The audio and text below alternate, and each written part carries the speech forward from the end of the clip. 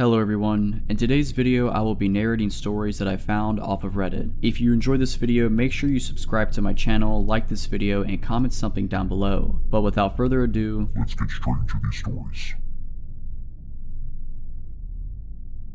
I was working the closing shift at a small family-owned bakery on the edge of town. It was one of those cozy places with warm lighting and wooden beams, the kind that made people feel at home. I had worked there for a few months and knew the routine well. Wipe down the counters, lock the front door, count the register, and set the alarm before leaving. That night was unusually quiet. Our usual crowd of late-night coffee seekers never showed up, and by 8:30 p.m., the place was completely empty. The only sound was the hum of the refrigerators and the faint buzz of the fluorescent light above the counter. Around 8:45, I went to lock the front door as I always did before cleaning up. As I reached for the lock, I noticed a man standing across the street just outside the pool of light cast by the street lamp. He was tall and motionless, dressed in dark clothes that blended into the shadows. His face was turned toward the bakery, but I couldn't make out his features. I froze, my hand hovering over the lock. Something about his stillness made my skin crawl. He didn't move, didn't shift his weight, didn't even seem to breathe. Just stood there. I shook it off, told myself I was being paranoid, and locked the door. As I turned back toward the counter, I glanced over my shoulder. The man was gone, and I tried to laugh at myself for being so jumpy, but the unease lingered. I went about my closing routine, wiping down tables and sweeping the floor. I avoided looking out the windows, not wanting to freak myself out more than I already had. When it came time to count the register, I went into the back office. It was a small room with no windows, just a desk, a safe, and a chair. I closed the door behind me and started counting the cash. The faint sound of the refrigerators humming in the distance was oddly comforting. Then I heard it, the faintest tap tap tap coming from the front of the bakery. I froze, my heart pounding. It was too deliberate to be the building settling or some random noise. It sounded like someone tapping on the glass of the front door. I told myself it was probably nothing. Maybe a branch had blown against the window or a bird had flown into it. Still, I couldn't shake the feeling that someone was out there. I finished counting as quickly as I could, locked the cash in the safe, and grabbed my bag. I didn't want to stick around to find out what or who was making that noise. As I stepped into the front of the bakery, I glanced at the door. Nothing. No one.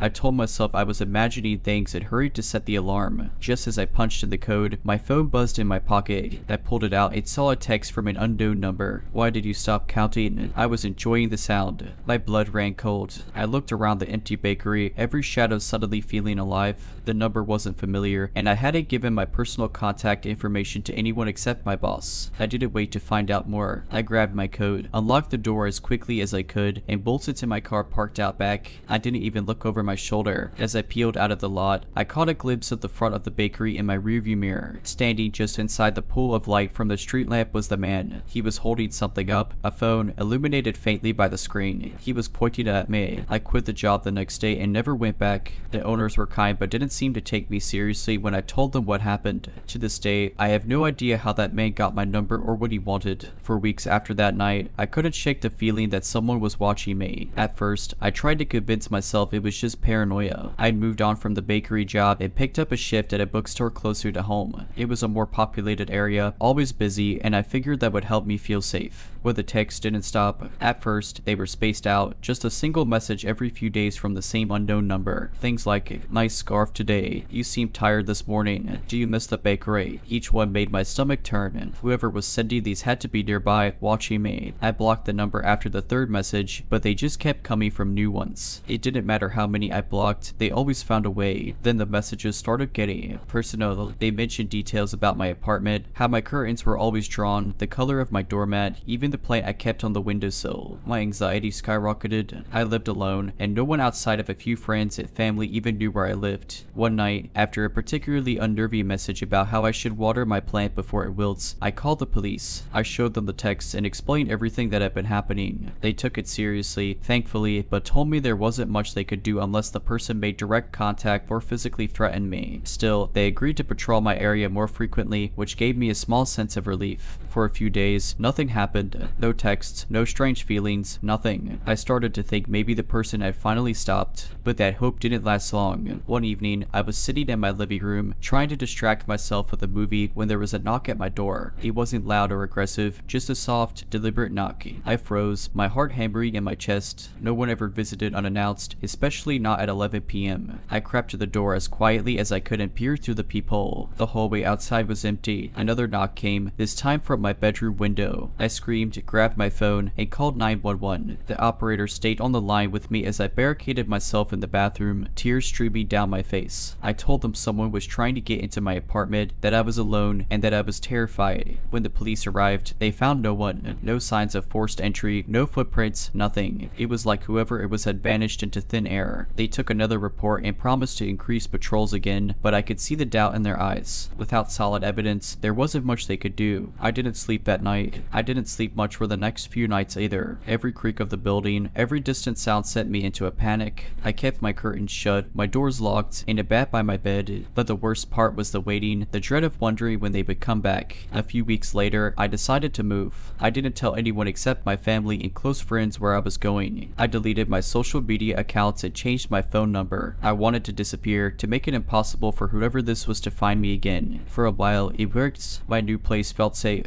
No more texts, no strange knocks, nothing. I started to feel like I could breathe again, like maybe this nightmare was finally over, until a package showed up at my new address. There was no return label, just my name scrawled across the front in messy handwriting. My hand shook as I opened it, half expecting something horrifying inside, but it was just a single item, a small notebook. I flipped it open and felt my stomach drop. Inside were pages and pages of writing, all in the same messy handwriting. It was a journal of sorts, filled with observations about me, when I wore it, where I went, who I talked to. Some of the entries dated back to my time at the bakery. The last page simply read, "Found you. It's been a year since the package showed up, and I've done everything I can to rebuild my life. I moved again, this time to a completely different city, using a rental service under a friend's name. I changed jobs and kept a low profile, avoiding routines that could make me predictable. For a while, I thought I'd finally outrun the Jeep. Then, 2 nights ago, I woke up to a sound that still makes my skin crawl. It was faint at first, a rhythmic tapping. It took me a moment to realize it was coming from the window in my bedroom. I live on the 3rd floor. My heart nearly stopped as I lay there frozen, listening. The tapping grew louder, more deliberate. Gathering every ounce of courage I had, I grabbed the baseball bat I keep by my bed and crept toward the window. I didn't want to look, but I couldn't ignore it. I pulled the curtain back just an inch and peeked through. Nothing. The street below was empty, no sign of anyone or anything that could have been making the noise. The tapping had stopped. I tried to convince myself it was the wind or a branch brushing against the glass, but the next morning, I found something that made my blood run cold. Pressed against the outside of the window was a single sticky note. On it, in that same messy handwriting, was a chilly message this way. I spent the rest of the day in a panic, packing up my things and debating whether I should go to the police again. What could I even say? That someone had climbed 3 stories in the middle of the night just to leave me a note. That I felt like I was being hunted by a ghost. I didn't sleep at all that night. I sat in the living room with every light on, clutching the bat and staring at the door, waiting for something, anything, to happen. But the hours ticked by in silence. No knocks, no taps, no notes. The next day, I decided to check the footage from the security cameras I'd installed outside my apartment building. I scrolled through hours of uneventful recordings, my tension mounting with every second of nothingness. Finally, around 3 a.m., I saw it. A figure appeared at the edge of the frame, just outside the glow of the street lamp. It was blurry, but the silhouette was unmistakable. It was them. They stood there for several minutes, motionless, staring up at my window. Then, without warning, they stepped back into the shadows and vanished. I've shown the footage to the police, and this time, they're taking it more seriously. They've stationed an officer near my building and advised me to stay somewhere else for a while. But even with their help, I don't feel safe. I can't shake the feeling that no matter where I go, they'll find me again. I don't know who this person is or why they've chosen to target me, but I do know one thing: they're relentless. They've proven time and time again that they can reach me no matter how far I run or how carefully I hide. So, to the person who won't leave me alone, who has turned my life into a nightmare, who seems to delight in my fear, please, let's not meet again. Ever.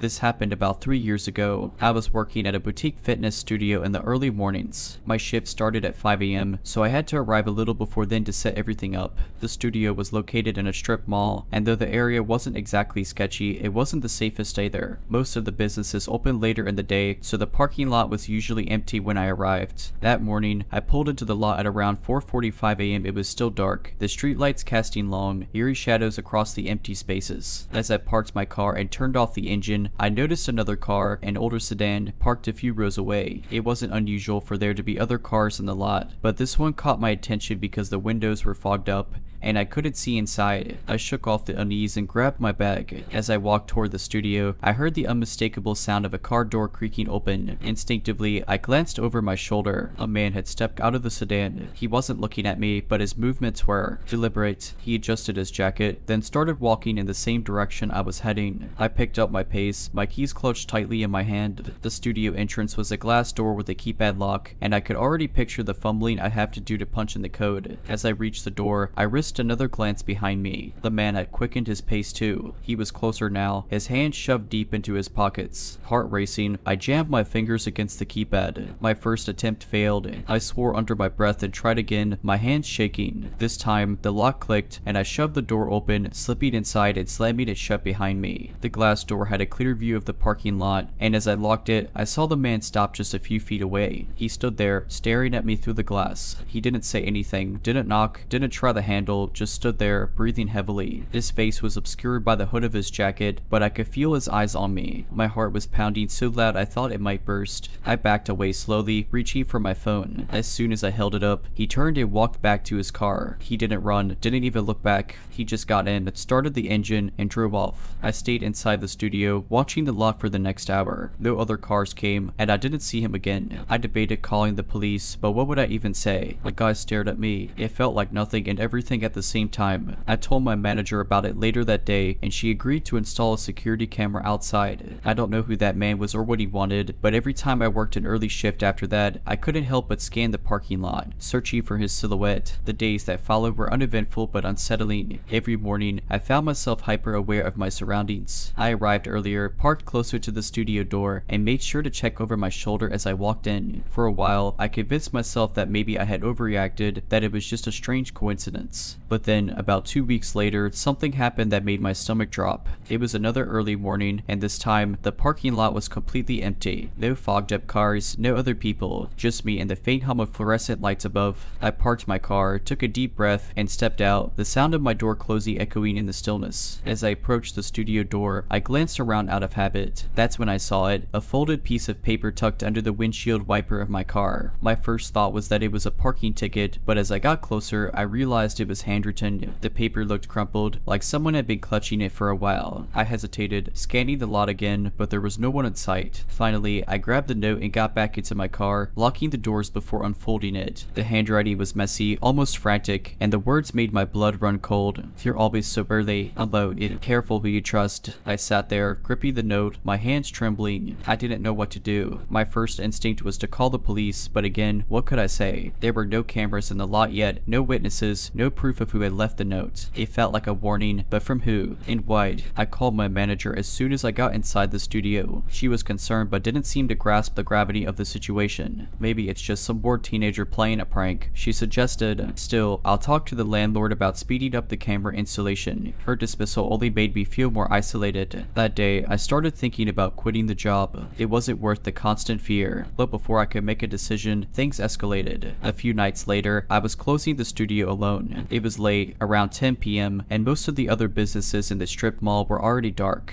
I had just finished locking up and was heading to my car when I heard it, the sound of footsteps. They weren't loud or rushed, just steady, deliberate, and far too close for comfort. I turned around, my keys clutched tightly in my hand. At first, I didn't see anyone, but then, from behind one of the pillars near the edge of the lot, a figure stepped out. It was the man from before, the same jacket, the same slow, measured gait. He didn't say anything, didn't move closer. He just stood there, watching me. I felt frozen, like my legs wouldn't work. Finally, I forced myself to move, walking as quickly as I could to my car without breaking into a run. I kept my eyes on him the whole time, my heart pounding in my ears. As I got into my car and locked the doors, he started walking toward me. Not running, not rushing, just walking, like he had all the time in the world. I didn't wait to see what he wanted. I started the engine and tore out of the lot, not caring if I was speeding or reckless. In my rearview mirror, I saw him standing in the middle of the parking lot, watching me leave. That was the last straw. I quit the job the next day. My manager was understanding and even offered me a later shift to avoid the mornings and nights, but I couldn't do it. I didn't feel safe there anymore. I never found out who that man was or why he was fixated on me. I don't know if he was trying to scare me, harm me, or something else entirely, but to this day, I can't drive past that strip mall without feeling a cold chill run down my spine. After I quit the job, I did my best to move on. I started working a day shift at a completely different location and even moved apartments to be further from that strip mall. For a while, I felt like I could breathe again. Life was normal. The fear began to fade, and I stopped looking over my shoulder every time I walked to my car. But a few months later, something happened that brought all the fear flooding back. I was out running errands on a Sunday afternoon. The sun was bright, the streets were busy, and I felt safe in the bustle of people around me. I stopped at a coffee shop, grabbed a drink, and then headed back to my car in the parking lot. As I approached, I noticed something strange. The car was parked directly next to mine, even though the lot was nearly empty. I felt a pang of unease but brushed it off. Maybe they just liked parking close to the entrance. But then I saw the note. It was folded neatly and tucked under my windshield wiper, just like before. My heart sank as I looked around, scanning the lot for any sign of someone watching me. There were people walking in and out of the coffee shop, but no one seemed out of place. Still, my instincts were screaming at me to leave.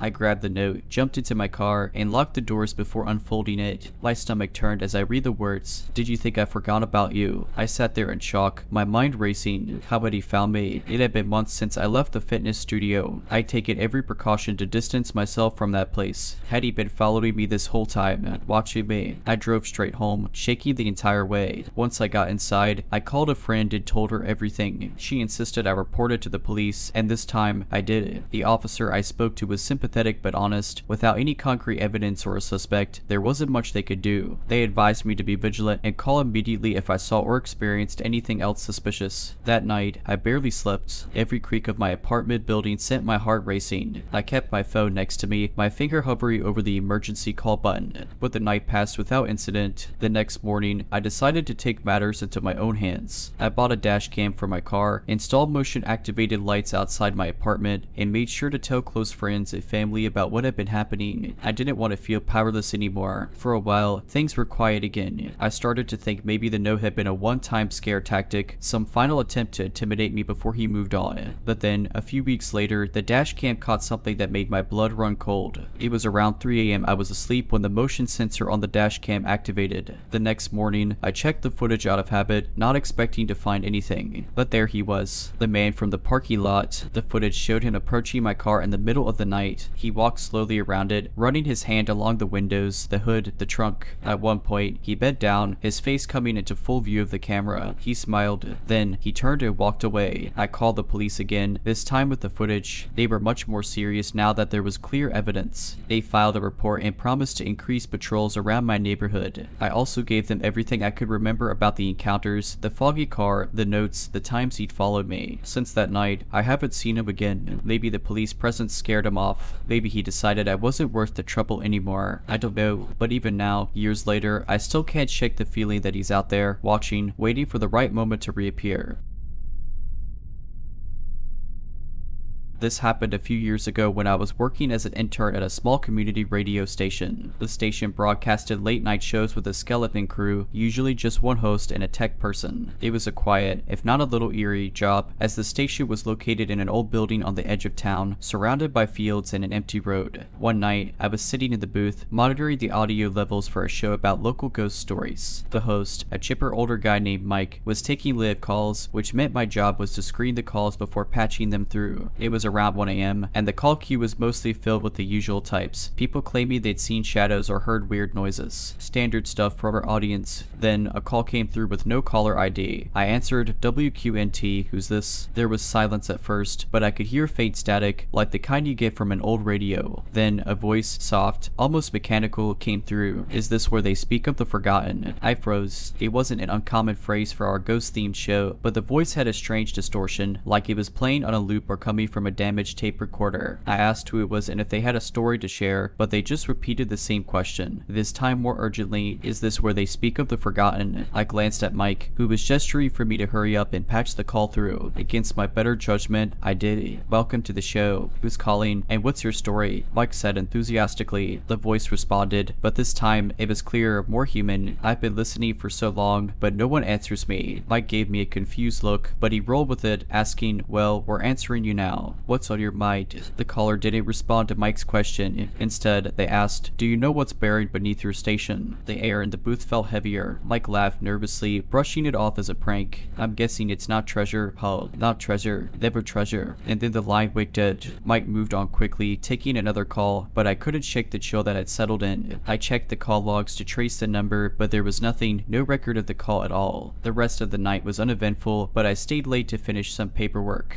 By the time I left, it was past 3 a.m. and the station was eerily quiet. As I locked up, I noticed something odd near the back of the building, a patch of dirt that looked freshly dug, maybe 2 feet across. I told myself it was just my imagination, but I couldn't shake the feeling that something or someone was watching me. I haven't worked at the station in years, but every so often, I'll hear a snippet of static on the radio or a faint, distorted voice, and I'll remember that call. The unease from that night stayed with me, but I never shared the experience with anyone at the station. I figured they'd just dismiss it as a prank or my imagination running wild. A few months after that night, my internship ended and I moved on to a new job. I thought I had left it all behind until last year. I was visiting my parents for the holidays and found myself driving near the old radio station. Out of curiosity, I decided to swing by and see if it was still in operation. To my surprise, the building looked abandoned. The sign was faded, the parking lot cracked and overgrown. A rusty chain and padlock hung loosely on the front door. I parked my car and approached the building, trying to peer through the dusty windows. The interior looked exactly as I remembered. Same old desks, chairs, and equipment, just untouched and gathering dust. A strange wave of nostalgia mixed with dread washed over me. That's when I noticed something odd. Around the back of the building, in the same spot where I'd seen the freshly dug patch of dirt all those years ago, there was now a shallow sinkhole. It looked like something or someone had been buried there and later removed. The ground was uneven, and shards of broken concrete poked through the dirt. I felt my stomach drop, but before I could turn to leave, I heard it. Static. It wasn't coming from a radio or speaker. It was faint, almost imperceptible, but it was there. I followed the sound around the side of the building, my heart pounding. The static grew louder, and then I heard it, the same voice from that call, distorted and mechanical. They never should have forgotten. I turned and ran, my legs moving on instincts. I jumped in my car, fumbling with the keys as I started the engine and sped out of there, not daring to look back. I tried to rationalize it on the drive home. Maybe it was an old recording playing on a timer or some kind of interference from nearby equipment. But the more I thought about it, the less sense it made. The station had been abandoned for years. No one should have been there. Later that night, I couldn't sleep. I kept hearing faint static in the silence of my bedroom, though every time I turned on a device to check, there was nothing. A quick online search about the station didn't help either. There were no records of why it closed, but I found an article from decades ago mentioning that the land it was built on had been a dumping ground for construction debris, and allegedly other things. I haven't gone near the area since, but sometimes when I'm tuning through radio stations late at night, I'll hit an empty frequency and for a split second, I'll swear I hear that voice again. Is this where they speak of the forgotten? Despite my best efforts to move on, the experience wouldn't let me go. A month after driving by the old station, I started having recurring nightmares. In them, I was sitting in the booth, just like I had that night, staring at the call board. One by one, the lines lit up, but instead of caller names or numbers, the display read the same thing on every line. Forgotten. The static would grow louder until I woke up in a cold sweat. Each time, I was left with the same uneasy feeling that whatever had contacted me that night wasn't finished. One night, after waking up from another nightmare, I decided to do something I hadn't dared to before, dig deeper. I knew it wasn't wise, but curiosity and fear compelled me to find answers. I started by researching the radio station's history more thoroughly. It had been operating for over 50 years before its sudden closure about 6 years ago, shortly after my internship ended. I found a forum post from a former employee who claimed the station's owners shut it down after a series of unexplained disturbances. They didn't elaborate, but a commenter mentioned odd power outages, equipment malfunctioning, and strange sounds coming through live broadcasts, sounds that weren't picked up by the microphones or the callers. Then I stumbled upon something that stopped me cold. A user on the same forum had shared a blurry photo of the station's backlot, taken just before it closed. The image showed what looked like several shallow mounds of dirt scattered across the area like graves. I couldn't sleep that night. I kept imagining what might have been buried back there and, worse, why someone or something wanted it to be remembered. About a week later, something even stranger happened. I was at home alone when my phone buzzed with a notification. It was an email from an address I didn't recognize, forgotten at. The subject line read, "Do you remember?" My hands trembled as I clicked it. The email was empty, except for an audio file attachment labeled frequency. MP3. Against my better judgment, I downloaded it. The audio started with a low hum, followed by static. Then came the voice. It was exactly as I remembered it from that night at the station, distorted and mechanical. They never should have buried them. The hum grew louder, vibrating my headphones. Then the voice spoke again. "You are listening."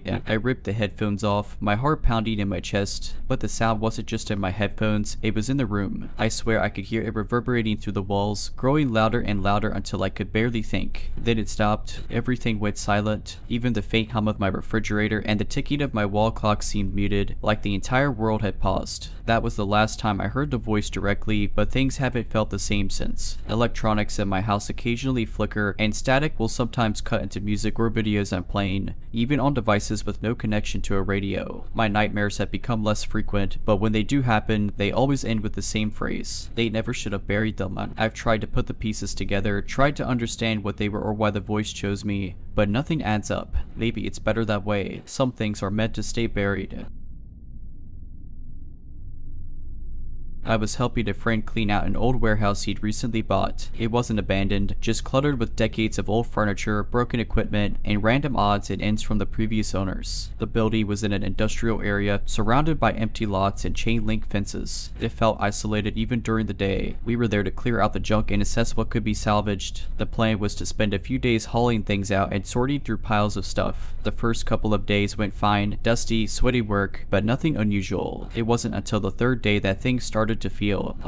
We'd found a room near the back of the warehouse that seemed different from the others. It wasn't on the floor plan, and the walls were made of a different material than the rest of the building. The door was metal and had a heavy deadbolt, though it wasn't locked when we found it. Inside, the air was stale and had a faint, sour smell. The only thing in the room was a single wooden chair, positioned right in the center under a bare bulb that flickered slightly when we turned it on. My friend laughed it off, calling it the interrogation room, but I couldn't shake the unease I felt standing in there. It didn't help that we found deep gouges in the concrete floor near the chair, as if something heavy had been dragged over and over in the same spot. Later that evening, as we were packing up for the day, I realized I'd left my phone charger in the warehouse. My friend had already left, so I decided to run back in and grab it. The sun was setting, casting long shadows through the broken windows. The warehouse felt different when I went back inside. The air was heavy, and every sound seemed amplified. My footsteps echoed too loudly, and I felt like I wasn't alone. I hurried to the corner where I left my charger and grabbed it, but as I turned to leave, I heard it. A faint scraping noise. It was coming from the back of the warehouse, the same direction as that strange room. My first thought was that it was an animal, maybe a raccoon or a stray cat. But as I stood there, frozen, the noise grew louder. It wasn't a scurry or a shuffle, it was a deliberate, rhythmic scraping, like something or someone was dragging something heavy across the concrete floor. I wanted to leave, but curiosity got the better of me. I crept toward the sound, my heart pounding in my chest. As I got closer, I realized the noise was coming from inside the room. The door was slightly ajar, the flickering light casting uneven shadows on the wall. I peeked inside, and my stomach dropped. The chair was no longer in the center of the room. It had been dragged to the far corner, and there was something on it, something covered in a sheet. The sheet was stained and lumpy, and it moved, just slightly, as if whatever was underneath it was breathing. That was enough for me. I bolted out of there, not stopping until I was in my car with the doors locked. I never told my friend what I saw. He called a few days later to say he'd hired a crew to finish clearing out the place and asked if I wanted to help.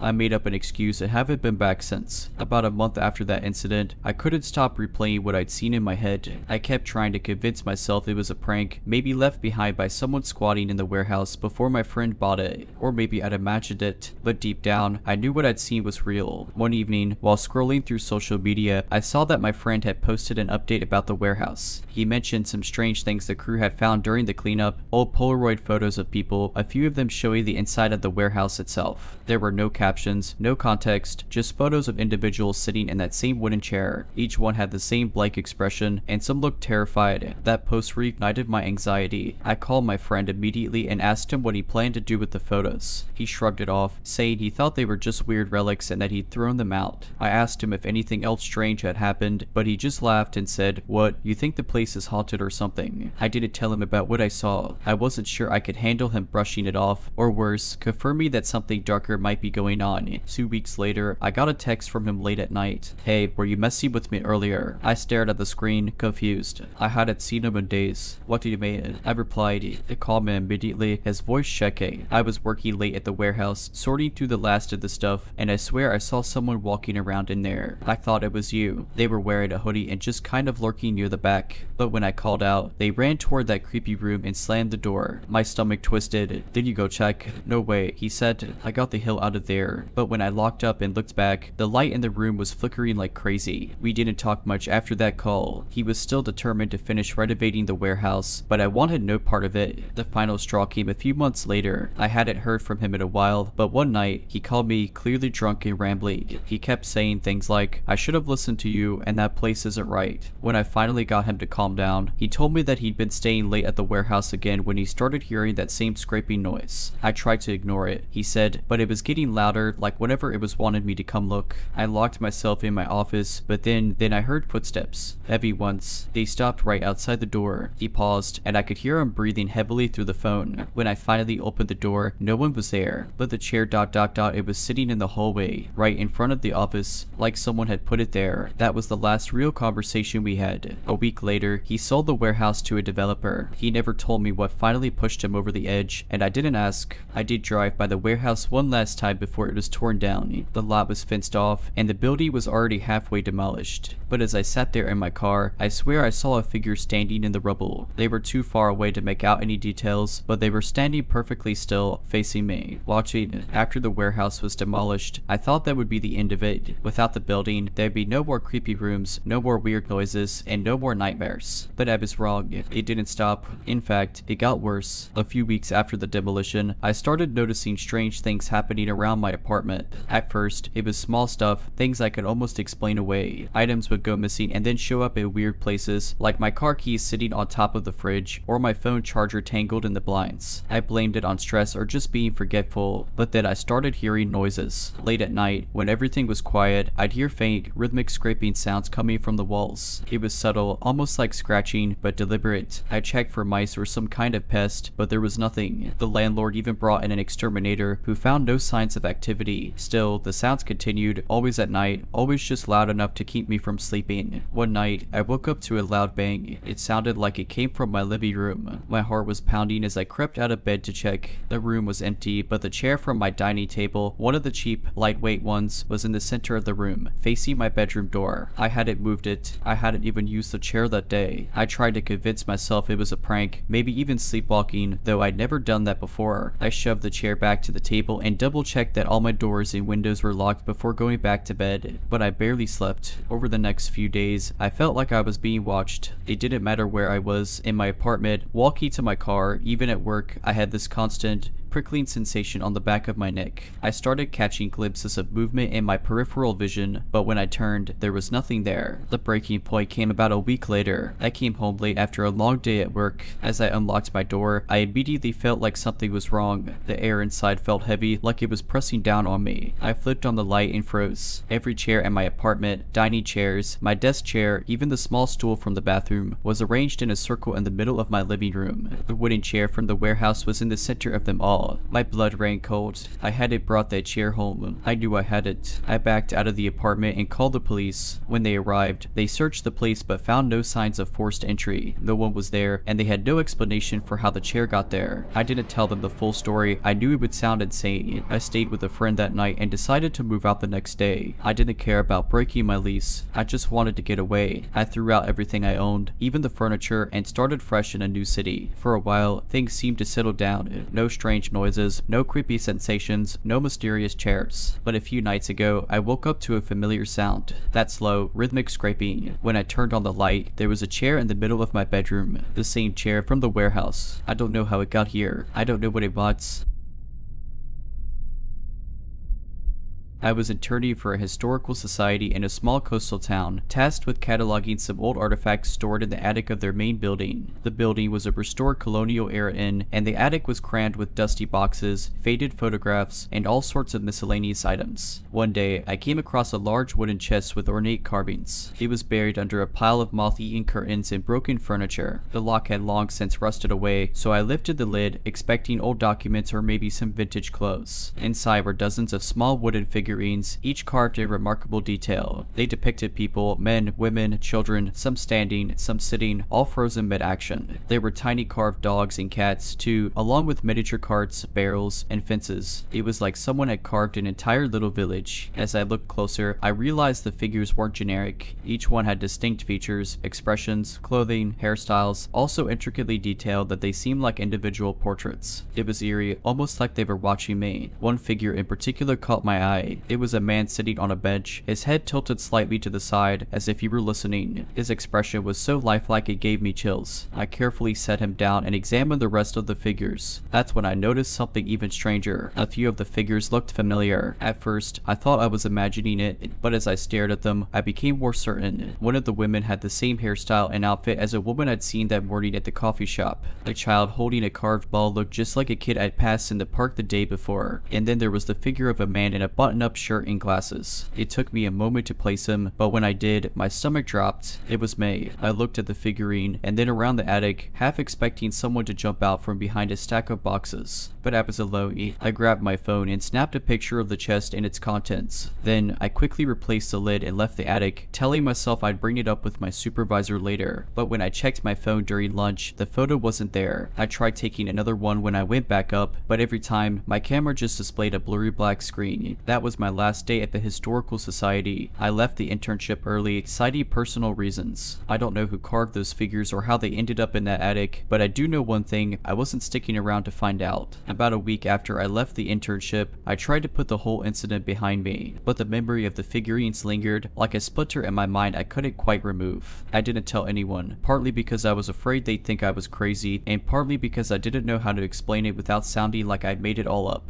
Then, things got stranger. One evening, as I was scrolling through social media, I saw a post from a friend who still worked at the Historical Society. It was a photo of the main building, accompanied by a caption about a renovation project they were starting. The photo itself was unremarkable, but my eyes locked onto the batting corner. There, in the shadows by the front door, was a wooden figurine. It was small and blurred, but unmistakably similar to the ones I'd found in the chest. My heart skipped a beat. It wasn't there for decoration. I'd been to that building dozens of times and would have noticed it. Had someone placed it there, or worse, had it moved there. I tried to rationalize it. Maybe it was just another piece they'd unearthed during the cataloging process. But the unease stayed with me. A few nights later, I woke up abruptly at 3 a.m. My apartment was dark and silent. But something felt off. I couldn't put my finger on it at first, but as I glanced around my room, I noticed something on my dresser that hadn't been there before. It was the figurine of the man sitting on the bench, the one I'd found in the attic. I froze, my breath caught in my throat. The figurine wasn't supposed to be there. I hadn't taken anything from that attic. I hadn't gone back since I'd quit, and yet, here it was, sitting innocently among my belongings. Summoning every ounce of courage, I grabbed it and shoved it into a shoebox. I taped the box shut, stuffed it into a bag, and drove out to the nearest dumpster, tossing it in without a second thought. The adrenaline kept me awake for hours, but eventually exhaustion won out and I drifted into an uneasy sleep. The next morning, I woke up to a sound I couldn't immediately place. A faint thunk and then a sliding noise. I sat up in bed, heart pounding, and followed the sound to my front door. There, sitting on my welcome mat, was the shoebox. The tape was gone, the box open, and inside was the figurine of the man on the bench. This time, I didn't try to get rid of it. I left it in the box, shoved it into the back of my closet, and tried to forget it was there. But over the next few days, I started noticing more figurines. One appeared on my kitchen counter, another on the bookshelf, a third on the windowsill by my bed. I called a locksmith and had all my locks changed. I even installed a security camera in my living room. But no matter what I did, the figurines kept appearing. The final straw came a week later. I came home from work to find every single figurine, dozens of them arranged in a perfect circle on my living room floor. They all faced inward, and at the center of the circle was a new figure. It was larger than the others, and though the carving was crude, I recognized it instantly. It was me, standing with my arms outstretched, as if welcoming them. I didn't peck. I didn't even grab my wallet. I just left. I drove for hours, stopping only when I reached a hotel far enough from my apartment that I felt safe. I've been living in a different state ever since, and I don't plan on going back. I thought that leaving town would be enough. I thought that putting hundreds of miles between me and those cursed figurines would bring me peace. For a while, it seemed like it had. I rented a small studio apartment in a quiet city where no one knew me. I got a new job, made a few acquaintances, and started to convince myself that maybe, just maybe, I'd outrun whatever was haunting me. That illusion shattered 6 months later. It was a Sunday morning, and I'd just come back from a walk to clear my head. When I opened the door to my apartment, I immediately felt something was off. The air was thick, heavy with a strange stillness that hadn't been there when I left. On the counter, where I left a small potted plant, was a figurine. It wasn't one of the ones I'd seen before. This one was different. It was a woman, standing with her hands clasped in front of her. Her face was detailed, too detailed, and I recognized her immediately. She was my downstairs neighbor, the friendly woman who brought me cookies when I first moved in. My stomach twisted. I tried to tell myself it was a coincidence, but deep down, I knew better. I grabbed the figurine and hurled it into the trash, slamming the lid down as if that could somehow seal away the unease crawling through me. That night, I heard knocking. It wasn't coming from my door, but from inside my apartment. Soft, deliberate taps that seemed to come from the walls, the ceiling, even the floor. I tried to follow the sounds, my heart pounding, but no matter where I went, they seemed to move, always just out of reach. When the knocking finally stopped, I returned to my living room, only to find the figurine sitting on the coffee table, the same figurine I'd thrown away hours earlier. This time, I didn't hesitate. I grabbed it, jumped in my car, and drove to the outskirts of the city. I found an isolated stretch of woods and tossed the figurine as far as I could into the underbrush. I didn't look back. For the next few days, I lived in a state of hypervigilance, jumping at every noise, every shadow. I barely slept. I considered moving again, but something told me it wouldn't matter. Then, one evening, my phone buzzed with a notification. It was a message from an unknown number. The message was a photo, the photo of my living room. And there, arranged in a perfect circle on the floor, were more figurines. Dozens of them. At the center of the circle was the same figure of me with outstretched arms, but this time, it wasn't alone. Surrounding it were smaller figures, all posed in ways that suggested they were reaching out to it, almost worshipping it. I dropped my phone, my hands trembling. Before I could react, the lights in my apartment flickered and went out, plunging me into darkness. The room was silent, too silent. Then, the knocking started again, louder this time, more insistent. It came from every direction, surrounding me, closing in. I don't remember much of what happened after that. Somehow, I ended up outside, barefoot and shivering, clutching my car keys. I drove aimlessly until dawn, too terrified to stop. When I finally pulled over at a rest area, I found a figurine on the passenger seat. This one was of me, sitting in my car, clutching the steering wheel, my face etched with fear. I haven't been back to that apartment since. I've changed my number, discarded my phone, and moved again, this time to a different country. I've taken every precaution I can think of, but the fear never really goes away. Every time I hear a knock, see a shadow, or feel like I'm being watched, I wonder if they found me again.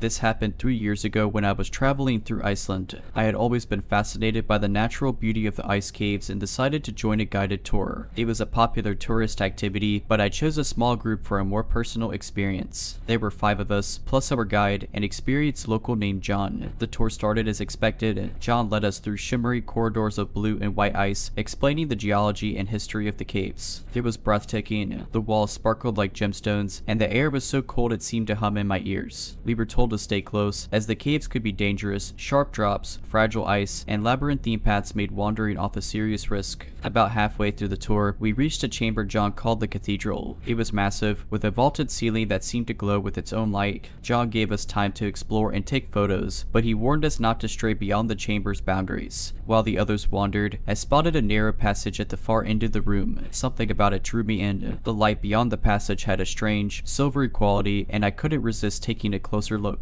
I slipped into the passage, telling myself I'd only go a few steps. The air was colder here, and the ice walls were smoother, almost like glass. As I walked, the silver light grew brighter. After maybe 50 feet, the passage opened into a smaller chamber. It was empty, save for a pool of perfectly still water in the center. The light seemed to come from the water itself, rippling faintly like moonlight on a lake. That's when I saw him. He was standing on the other side of the pool, staring at me. His clothes were strange, thick, fur-lined garments that looked centuries old. His face was was pale, almost translucent, and his eyes. I don't know how to describe them. They were impossibly dark, like twin voids in his face. I froze. My breath came out in sharp, visible puffs. He didn't move, didn't speak. He just stared, and then, without a sound, he stepped onto the water. It didn't break. He walked across it as if it were solid ground, his eyes locked on mine. My body screamed at me to run, but I couldn't. I was rooted to the spot, watching as he came closer and closer. When he was only a few feet away, he stopped. His mouth opened, but no sound came out, only a deep, resonant silence that pressed against my ears like a weight. Then, John's voice echoed through the passage. Everyone back to the maid chamber. It's time to move on. His spell broke. I turned and ran, not daring to look back. When I rejoined the group, John gave me a sharp look but didn't say anything. The rest of the tour passed in a blur. I stayed close to the others, too shaken to enjoy the beauty of the caves. When we finally emerged into daylight, John pulled me aside. You went into the silver chamber, didn't you? I nodded, too afraid to deny it. He sighed heavily. That chamber is not part of the tour for a reason. If you see him again, do not follow, and do not speak to him. After that trip, I tried to convince myself it was all in my head, an overactive imagination, the play of light on ice, or maybe even a trick of the cold messing with my senses. But deep down, I knew that what I saw was real. A few months after returning home, I started noticing strange things. It began with small occurrences, reflections in windows or mirrors that didn't quite match my movements, shadows that seemed to shift unnaturally. I chalked it up to stress or sleep deprivation and tried to ignore it. But then the dreams started. In these dreams, I was back in the silver chamber. The pool of water was larger, the light brighter, and he was there, standing on the water, always on the far side of the chamber. Sometimes he stared at me, his dark eyes pulling me in like a tide. Other times, he moved closer, each step on the water making a soundless ripple. I'd wake up drenched in sweat. The image of his face burned into my mind. I told no one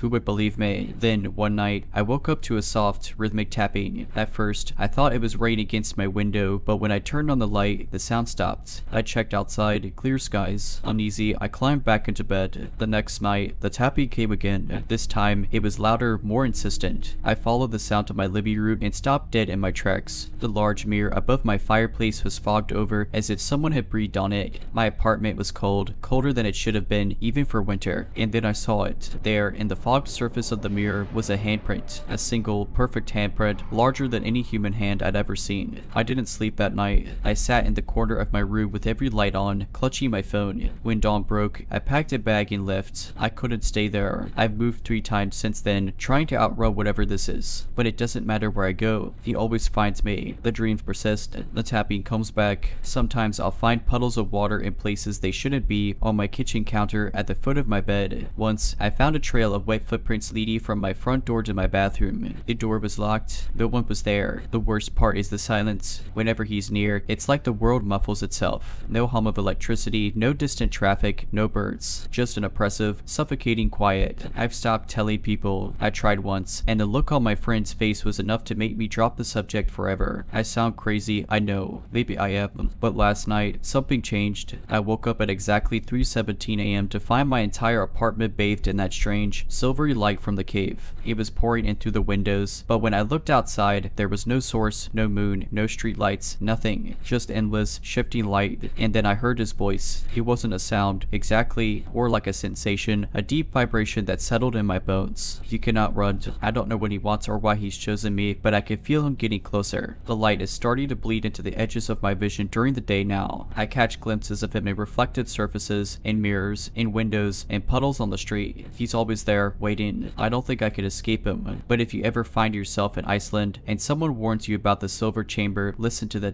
Do not go in. Do not look for the man on the water. I've started keeping a journal, writing everything down in case I disappear. I know that sounds dramatic, but I need someone to understand what's happening to me. Maybe this journal will be found one day. Maybe it will serve as a warning. The strange occurrences have escalated. A week ago, I woke up to find my bedroom door wide open. I always lock it before I sleep. Paranoia has become second nature. But that night, the lock was undone and the door swung silently on its hinges. Outside the door, in the dim light of the hallway, there was a faint, wet trail leading to my living room. I didn't follow it. I sat frozen in bed, gripping my phone with trembling hands. My first thought was to call the police, but what would I tell them? Hi, I think a man who walks on water from an ice cave in Iceland has been haunting me, right? That wouldn't go over well. Instead, I sat there until sunrise. When I finally mustered the courage to investigate, the trail was gone. The carpet was dry. The room looked normal, except for one thing. The mirror above my fireplace was fogged over again. clean, and in the condensation, there was no handprint this time, just 3 words, almost typed out. I didn't leave my apartment for 2 days after that. When I finally did, I noticed something chilling. The tapping sound I used to hear at night was now following me outside. I'd be walking down a busy street, and suddenly the world would seem to quiet around me. Then I'd hear it tap, tap, tap, like footsteps on ice. I'd whip around, expecting to see someone, anyone, but there was never anyone there. Last night was the worst yet. I'd been staying up late, scrolling through forums and obscure websites, desperate to find anything that might explain what's happening to me. Around 2 a.m., the silvery light began to seep into my apartment again. It started faint, like moonlight, but it grew brighter until the entire room was glowing. The tapping began shortly after. It was louder this time, coming from my bathroom. I wanted to run. Every instinct in me screamed to get out, but my legs wouldn't move. My breath caught in my throat as the tapping grew louder, closer, until it was just outside my bedroom door. The handle turned slowly, the faint creak echoing in the stillness. And then I saw him. He stood in the doorway, his towering frame casting no shadow despite the eerie light. His eyes, those impossibly dark, empty eyes, bored into mine. His mouth opened, and the silence that followed was deafening. I clapped my hands over my ears, but it didn't help. The soundless void pressed in on me, and I felt myself slipping, like the air itself was being pulled out of the room. And then he spoke again, not with words, but with that same bone-deep vibration that shook me to my core. You should not have seen me. When I woke up, it was morning. My bedroom door was closed, and everything looked normal, but I knew it wasn't. My body felt heavy, like I hadn't moved in days. On the bedside table was my phone, and when I picked it up, I saw a new photo in my camera roll. My hands trembled as I opened it. It was a picture of me lying in bed, my face pale and slack, my eyes closed, and standing in the corner of the room, half shrouded in shadow, was him. I don't know what's going to happen next. What if I disappear? If these entries stop, you'll know why. If you ever see that silvery light, if you ever feel the world go quiet, run. Don't hesitate. Don't look back.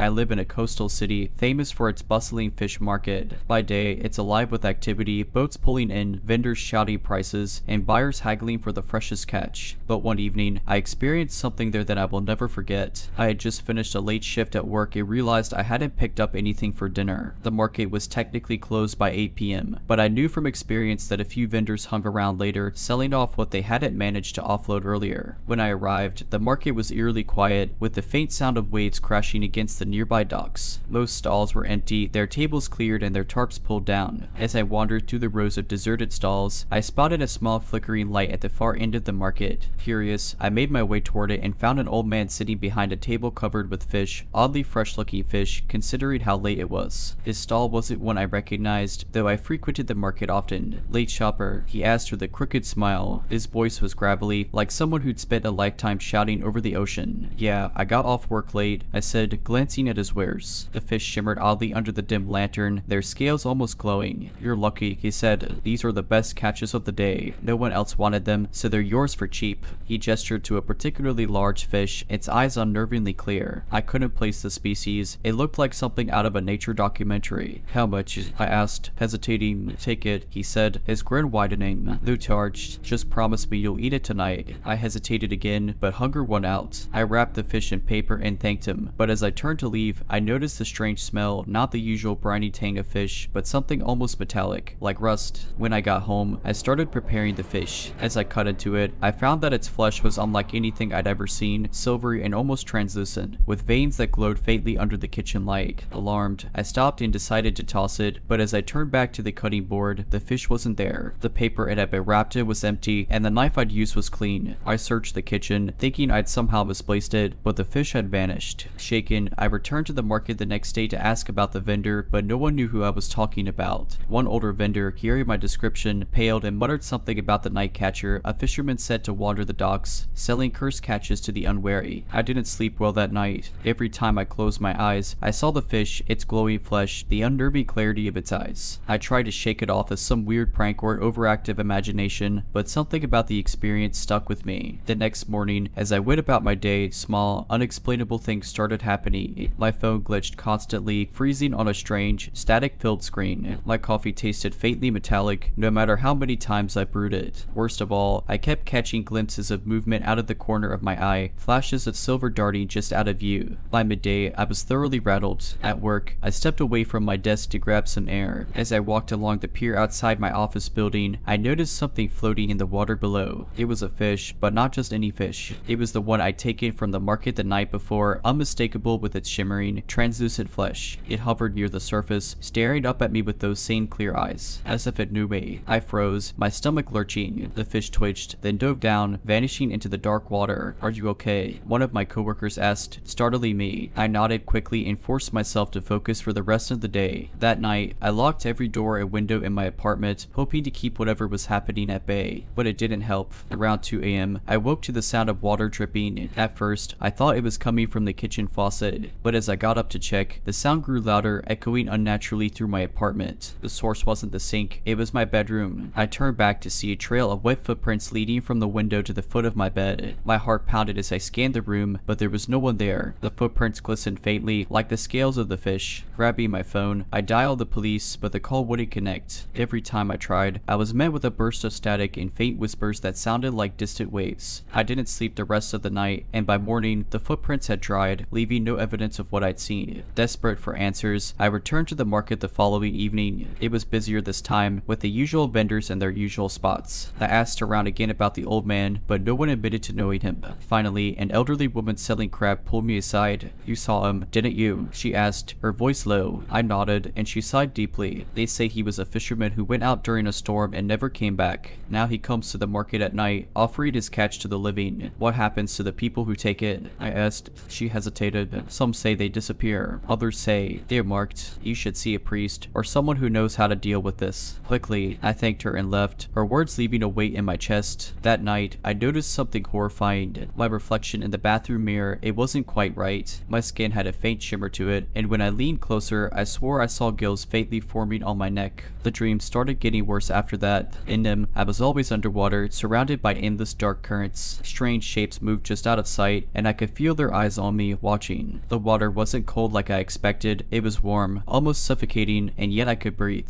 I didn't want to, but my body wouldn't let me stop. One night, I woke up gasping, my lungs burning. For a moment, I thought I was still underwater. My chest heaved, and my throat felt raw, like I'd swallowed salt water. When I turned on the light, I saw damp patches on my sheets and a fine layer of sand clinging to my arms and legs. I couldn't keep ignoring this. I took the old woman's advice and sought out someone who might understand. A coworker recommended a spiritual healer, a man known for dealing with unusual problems. The healer worked out of a cramped shop near the harbor, its shelves crowded with jars of dried herbs, stones, and other strange objects. He listened as I explained everything: the fish, the vendor, the dreams, the footprints. When I finished, his expression was grim. "You've been marked," he said simply, "by something old, something that doesn't belong here." "What does that mean?" I asked, panic rising in my chest. "It means that whatever sold you that fish has claimed you. You accepted its offering, and now you're tied to it." I couldn't believe what I was hearing. "Can you break it?" He hesitated, then nodded. "It won't be heavy, and you must follow my instructions exactly." He gave me a list of supplies, a mix of mundane items and things I had no idea how to find. He also warned me not to return to the water, not even to touch it, until the ritual was complete. I spent the next 2 days gathering everything I needed. Some of the items were easy to find: salt, a black candle, a piece of driftwood. Others, like the teeth of a predator, took more effort. By the time I returned to the healer, I was exhausted but determined. The ritual took place in his shop after dark. He drew a circle of salt on the floor and had me sit in the center while he chanted in a language I didn't recognize. The air grew heavy and the temperature dropped, but I stayed still, focusing on the sound of his voice. At one point, the flickering candlelight dimmed, and I thought I saw a shadow move across the room. The cold, wet hand brushed my shoulder, and I nearly screamed, but the healer's voice rose sharply and the presence retreated. When it was over, he looked drained but relieved. "It's done," he said, "but you need to be careful. These things don't let go easily. If you ever see that vendor again, you must not take anything from him."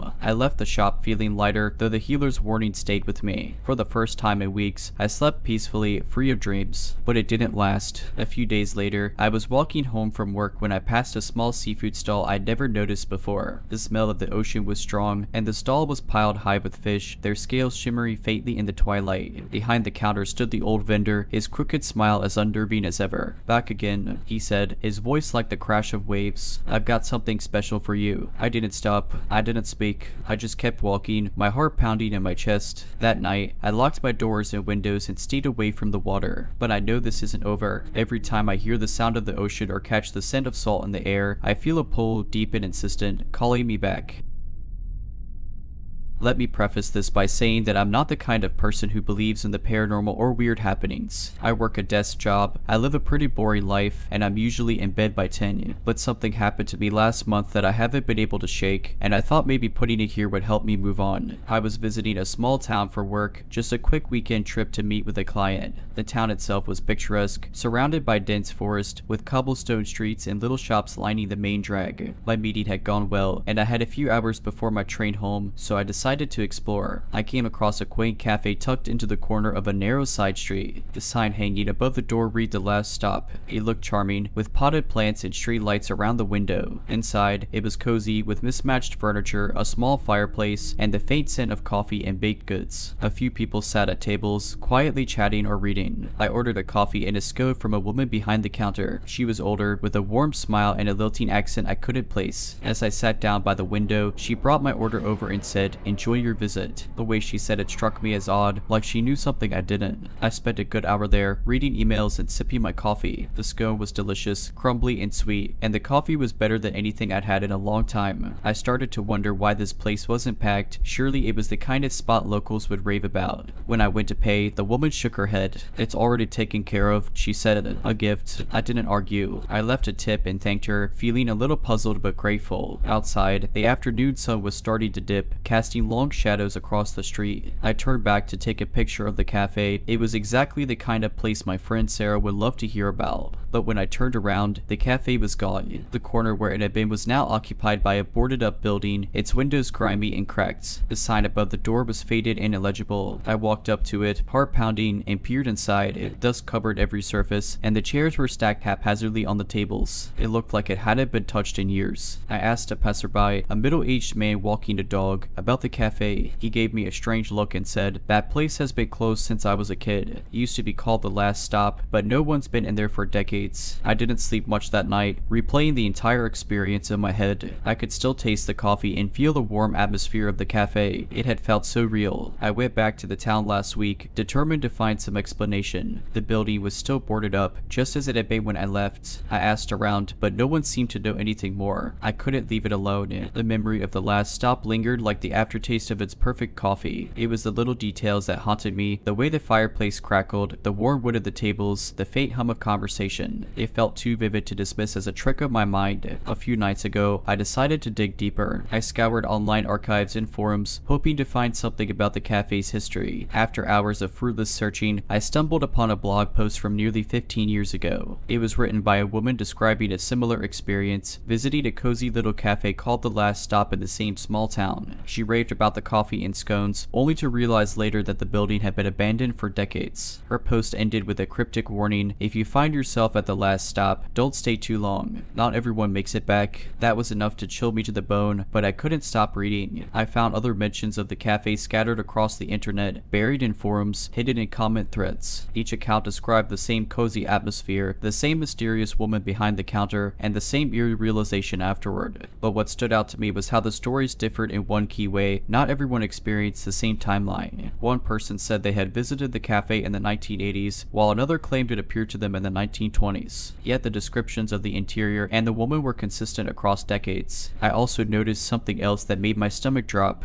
Most of the posts ended abruptly, with no follow-up comments or updates from the original authors. It was as if they'd simply vanished after sharing their story. By now, my curiosity had shifted into full-blown fear. I wasn't just dealing with a strange experience, I was part of a pattern, a dangerous one. Then, last night, I woke up at 3 a.m. to the smell of coffee. It was faint but unmistakable, drifting through my apartment. My heart started to race as I sat up in bed, straining to hear any sounds. Nothing. I checked every corner of my apartment, but it was empty. Just as I was convincing myself I'd imagined it, I noticed something on my kitchen counter. It was a scone, crumbly and sweet smelling, just like the one I'd had at the last stop. I didn't touch it. I grabbed my keys and spent the rest of the night in my car, parked outside a 24-hour diner. When I finally returned home this morning, the scone was gone. I don't know what to do. I don't know what the last stop is or why it chose me, but I'm terrified it's not not done with me yet. The smell of coffee lingers in my apartment, faint but persistent, like a reminder. After the incident with the scone, I felt like I was being watched, not in the overt, someone peering in your window way, but in the subtle, ever-present sense that something was aware of me. The smell of coffee, sometimes faint, sometimes stronger, became a recurring presence in my apartment, no matter how many windows I opened or how much I scrubbed. Then, the dream started. At first, they were vague. I'd find myself sitting at a table in the last stop, the crackling fireplace and low murmur of voices around me. The woman behind the counter would give me that same warm smile and say, "Enjoy your visit." Then I'd wake up, my heart pounding and my sheets damp with sweat. But the dreams became more detailed and more unsettling. In one, the cafe was empty, the cozy warmth replaced by a cold, oppressive silence. The fireplace was extinguished, and the tables and chairs were covered in a thick layer of dust. The woman was still there, but her smile was gone. She stood motionless behind the counter, staring at me with empty eyes. In the most recent dream, she spoke. "You shouldn't have left," she whispered, her voice echoing as if the cafe was much larger than it appeared. "You're still a guest." When I woke up, there was a business card on my nightstand that hadn't been there before. It was plain, with black text that read, "The last stop. We're always here when you need us." There was no phone number, no address, just the cryptic phrase and the faint smell of coffee lingering on the card. I decided to confide in my friend Sarah, the one who I'd originally thought would love the cafe. Sarah is practical to a fault, the kind of person who keeps you grounded. I needed someone like that to tell me I was imagining things. When I explained everything to her, she looked at me with an expression I couldn't quite read. "You're not the first person I've heard mention this place," she said finally. "My grandmother used to talk about a cafe like that. She said it was where people went when they were lost, not physically, but emotionally. Like, when they didn't know where else to turn." "What does that mean?" I asked, feeling a chill run down my spine. Sarah shrugged. "I don't know. She always said it was a dangerous place, though. Like, if you stayed too long, you forget why you ever wanted to leave." That night, I couldn't sleep. I kept the lights on and sat at my kitchen table, staring at the business card. Around 3 a.m., the same time I'd smelled the coffee before, I heard a faint knock at my door. I froze. It wasn't a loud knock, more like a gentle tap, like someone was testing whether I was awake. My apartment is on the 3rd floor, and there's a security door downstairs, so it didn't make sense for anyone to be there. The knocking came again, more insistent this time. I got up slowly, my heart pounding. Against my better judgment, I peered through the peephole. There was no one there, but on the floor in front of my door, there was a small white envelope. I hesitated before opening the door, quickly grabbing the envelope and slamming it shut again. Inside was a single slip of paper that read, "It's time to come back. I don't know what to do. I'm afraid if I ignore it, something worse will happen. But I also can't bring myself to go looking for the last stop again." I used to work for a small marina on the northern coast, the kind of place that sees more seagulls than people in the off-season. My job was to maintain the docks, check the boats, and help with the occasional winter storm prep. It was quiet, repetitive work, which suited me just fine. One night in January, I was closing up. The gale was rolling in, and I was the last one on duty. I did my usual rounds, locked the storage shed, secured the lifeboats, and double-checked the fuel pumps. The wind howled, the waves slapped against the pilings, and the cold was biting. I was eager to leave. As I was about to lock the harbor master's office, a squat, windowless building at the far end of the dock, I heard a metallic clatter behind me. I turned and saw a set of keys lying on the wooden planks. They weren't mine. I picked them up, examining the bundle. It was old, with rusted edges and an oversized brass key unlike anything we used at the marina. Our locks were modern. This thing looked like it belonged in a medieval castle. Thinking one of my coworkers had dropped it earlier, I pocketed the keys and headed to the parking lot. That's when I noticed something odd. My car's headlights were on. I always locked my car, but when I got closer, I saw that the driver's door was slightly ajar. My stomach dropped. I scanned the lot, but it was empty except for the wind-blown trash swirling around. Taking a deep breath, I opened the door. Nothing seemed disturbed, but I couldn't shake the feeling that someone had been there. I drove home, but the keys weighed on my mind. I couldn't stop thinking about them. Who did they belong to? How had they ended up on the dock? That night, I couldn't sleep. Around midnight, I heard a faint jingling sound. My heart pounded as I sat up, straining to hear over the wind outside. It came again, closer this time. It wasn't just the wind. Someone, or something, was outside my door. I tiptoed to the window and peeked out, but the street was empty. Then, I saw it, the faint glow of a flashlight moving along the side of my house. I froze, my mind racing. My first thought was to call the police, but then the jingling stopped, and everything went silent. I stayed up the rest of the night, clutching a baseball bat, but nothing else happened. The next day at work, I mentioned the keys to my boss. He frowned and told me to bring them in. When I showed him the set, upset. He went pale. "These are the old harbor master's keys," he said. "We haven't used these in decades. They were supposed to have been buried with them." "Buried?" I asked, incredulous. He nodded. "The harbor master before me passed away 20 years ago. When he retired, he was obsessed with those keys. Said they opened doors that shouldn't be opened. After he died, we locked them in his casket as per his instructions." I laughed nervously, thinking he was joking, but the look on his face told me he wasn't. That evening, I drove to the cemetery where the old harbor master was buried. I don't know what I was expecting to find, but I needed answers. As I approached his grave, my headlights illuminated the site, and my blood ran cold. The ground was freshly disturbed. The grave was open, and inside, the casket lid was splintered, as though it had been broken from the inside. I didn't stick around to investigate. I threw the keys as far as I could into the marsh and drove home, shaking. I wish I could say that was the end of it. That tossing the keys into the marsh severed whatever strange link had been forged that night. But the truth is, it only seemed to make things worse. The jingling didn't stop at night. I sat in my bedroom, every light in the house blazing, my back pressed against the wall. The sound moved from room to room, deliberate, almost taunting. I gripped the baseball bat, my hands trembling. Then came the whispering.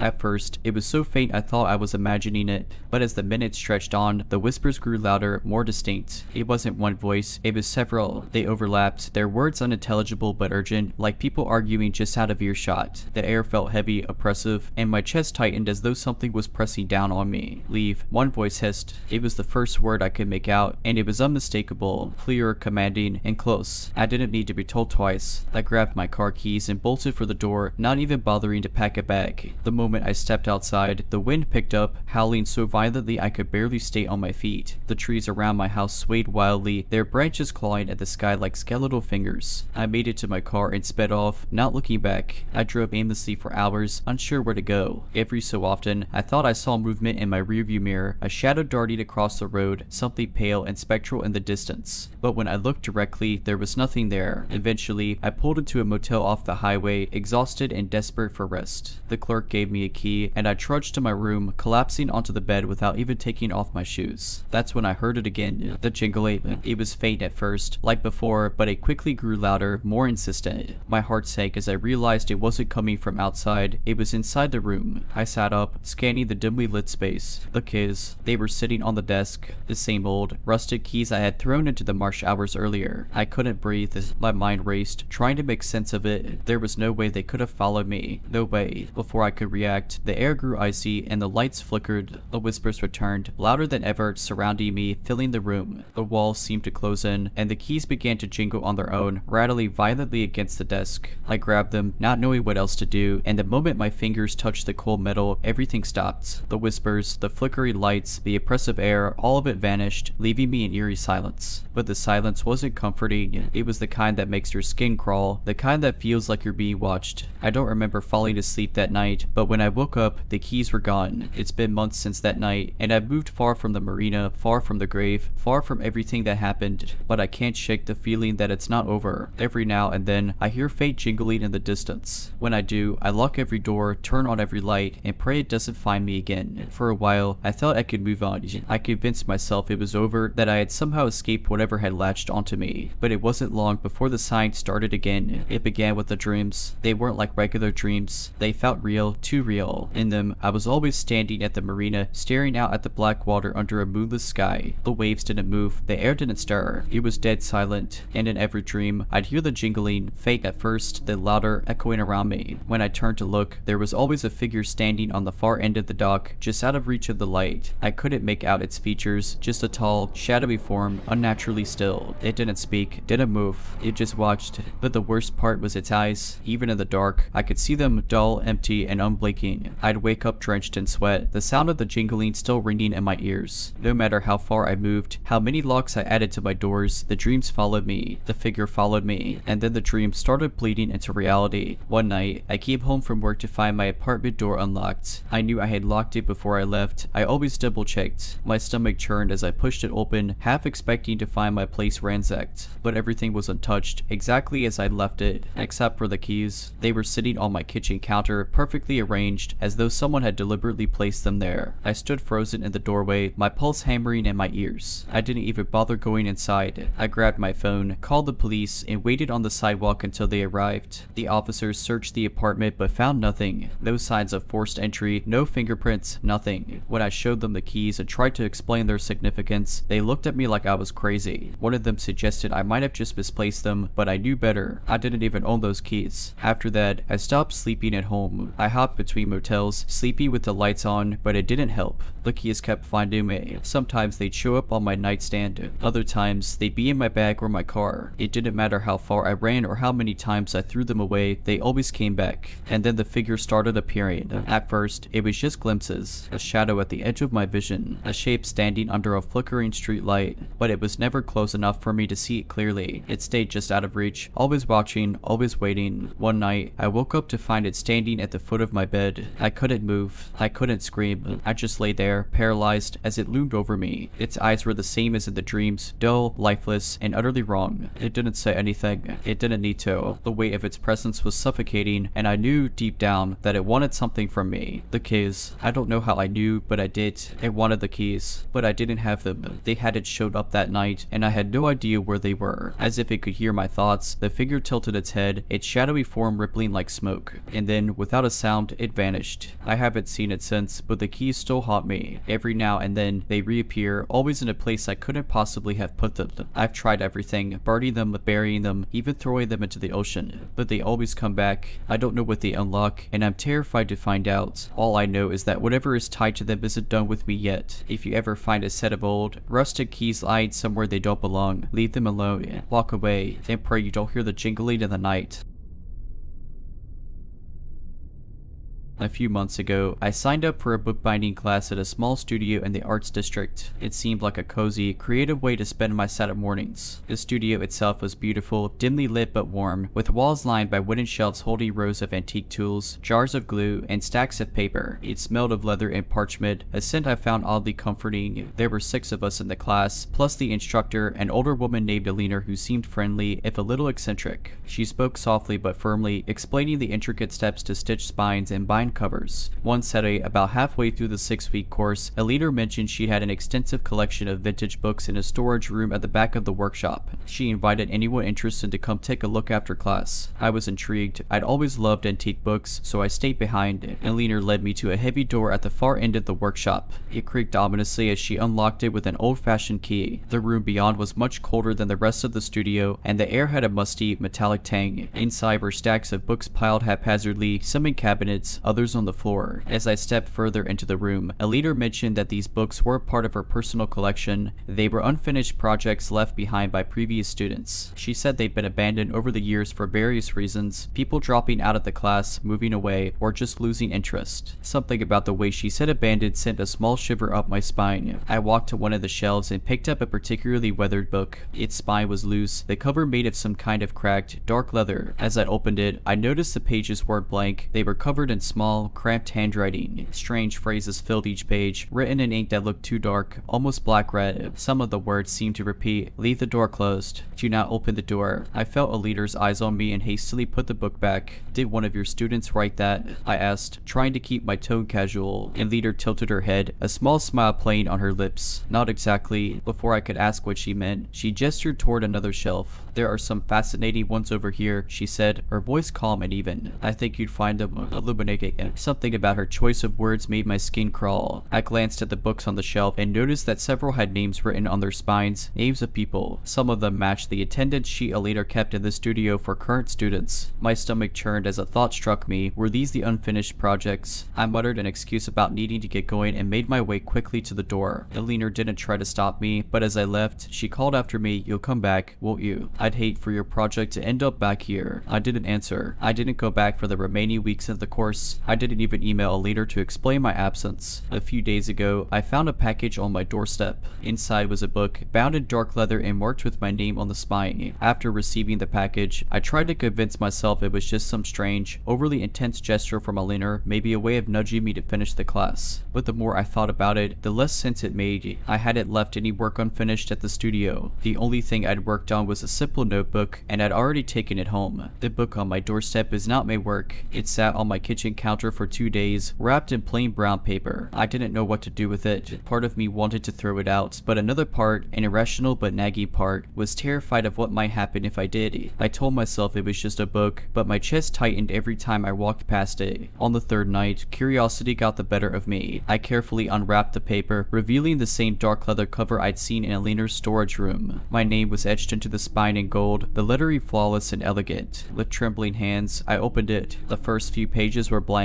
I let out a breath I didn't realize I'd been holding and flipped through, hoping to find what? Proof that this was some elaborate joke. Evidence that Alina wasn't as unsettling as she seemed. Then I reached a page filled with writing. It wasn't my handwriting, but the words were familiar. They were mine, a passage I'd written in a journal years ago about a dream I'd had that left me shaken for days. The details were exact, down to the description of the shadowy figure standing at the foot of my bed. I kept turning pages, and more of my private thoughts stared back at me. Diary entries, notes I'd scribbled in old notebooks, even a letter I'd written to my late grandmother but never sent. I felt exposed, like someone had torn through the most vulnerable corners of my mind and stitched them together on these pages. And then I saw something worse. Toward the back of the book, the writing changed. It wasn't mine anymore. It was a list. My name was at the top, followed by 5 others. I recognized some of them. They were the other students in a leader's class. 2 names had been crossed out, and next to them were dates. One of the dates was from 2 months ago. I froze, my breath catching in my throat. My mind raced, trying to make sense of what I was seeing. Were these the unfinished projects a leader had mentioned? What had happened to the people whose names were crossed out? The last entry on the list was blank, no date, no line through it, but it was my name. I slammed the book shut and shoved it back into its paper wrapping. I wanted to get rid of it, but I couldn't just throw it away. What if someone else found it? What if it came back to me? The next day, I drove to the edge of town to a secluded spot by the river. I brought the book with me, along with a canister of lighter fluid. I doused the book and lit a match, watching as the flames consumed it. The leather cover curled and blackened, and the pages disintegrated into ash. I felt a wave of relief as the last ember died out. I thought it was over, but last night, I woke up to the sound of something scraping against my front door. When I went to check, there was nothing there, just a faint, musty smell in the air, like old paper. This morning, I found another package on my doorstep, smaller this time, and inside was a single page, charred at the edges. My name was at the top, with today's date written underneath. I didn't sleep last night. I kept the lights on in every room, pacing and checking my windows every few minutes. It didn't feel like I was alone. There was no reason for me to feel that way, no footsteps, no whispers, but the silence felt heavier than it should have.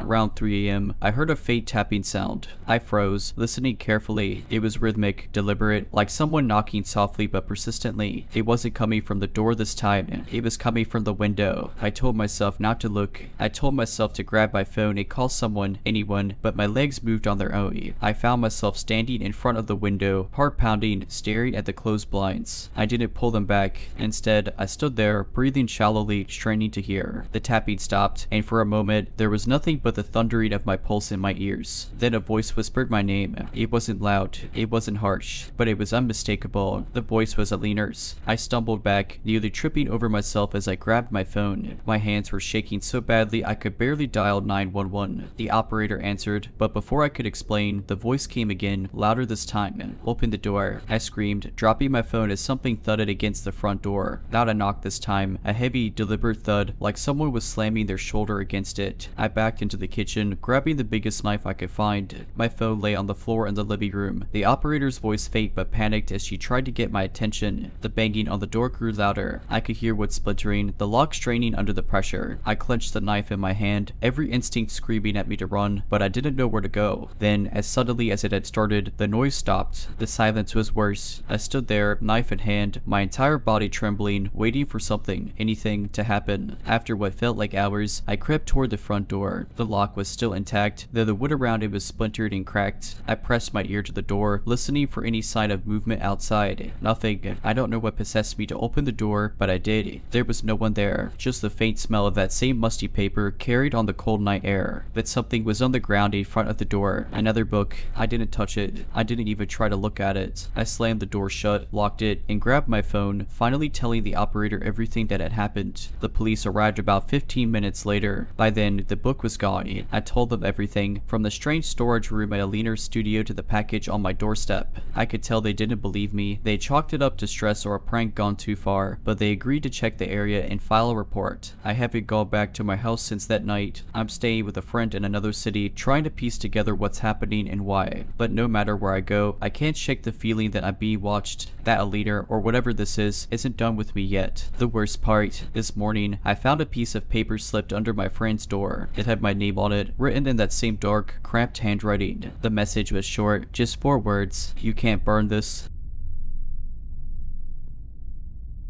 My cousin and I were visiting my grandparents in the rural town where they lived, and on a particularly hot afternoon, we decided to go swimming. My grandparents had mentioned a swimming hole about 2 miles down a dirt road, nestled in a secluded part of the woods. They said it wasn't well known anymore. People in the area preferred the community pool, but it used to be popular when they were younger. Perfect, we thought. Quiet, refreshing, and away from the small town gossip that seemed to follow my cousin and me wherever we went. The trail leading to the swimming hole was overgrown but manageable, and we chatted about nothing in particular as we hiked. After about half an hour, we found it, a small, clear pool surrounded by smooth rocks. It looked just like the kind of hidden gem you find on a postcard. We swam for a while, joking and splashing each other until we were both tired. My cousin pulled herself onto the edge of the rocks and lay there, soaking up the sun, while I floated on my back in the cool water. That's when I noticed something odd. On the far side of the pool, there was a narrow stretch of rocky shoreline. It was hard to see clearly from where I was, but I thought I saw something move in the trees just beyond it. I squinted, trying to make out what it was, a deer maybe, but it didn't move like an animal. I called out to my cousin, "Do you see that?" She propped herself up on her elbows and followed my gaze. "See what?" I pointed toward the trees, but by the time she looked, the movement had stopped. She rolled her eyes. "It's probably a bird or something." I wanted to believe her, but something about it didn't sit right with me. I decided to get out of the water and dry off, but as I climbed onto the rocks, I saw it again, this time closer. It was a person. They were crouched low, partially obscured by the trees, but unmistakably human. I froze, my heart racing, and whispered to my cousin,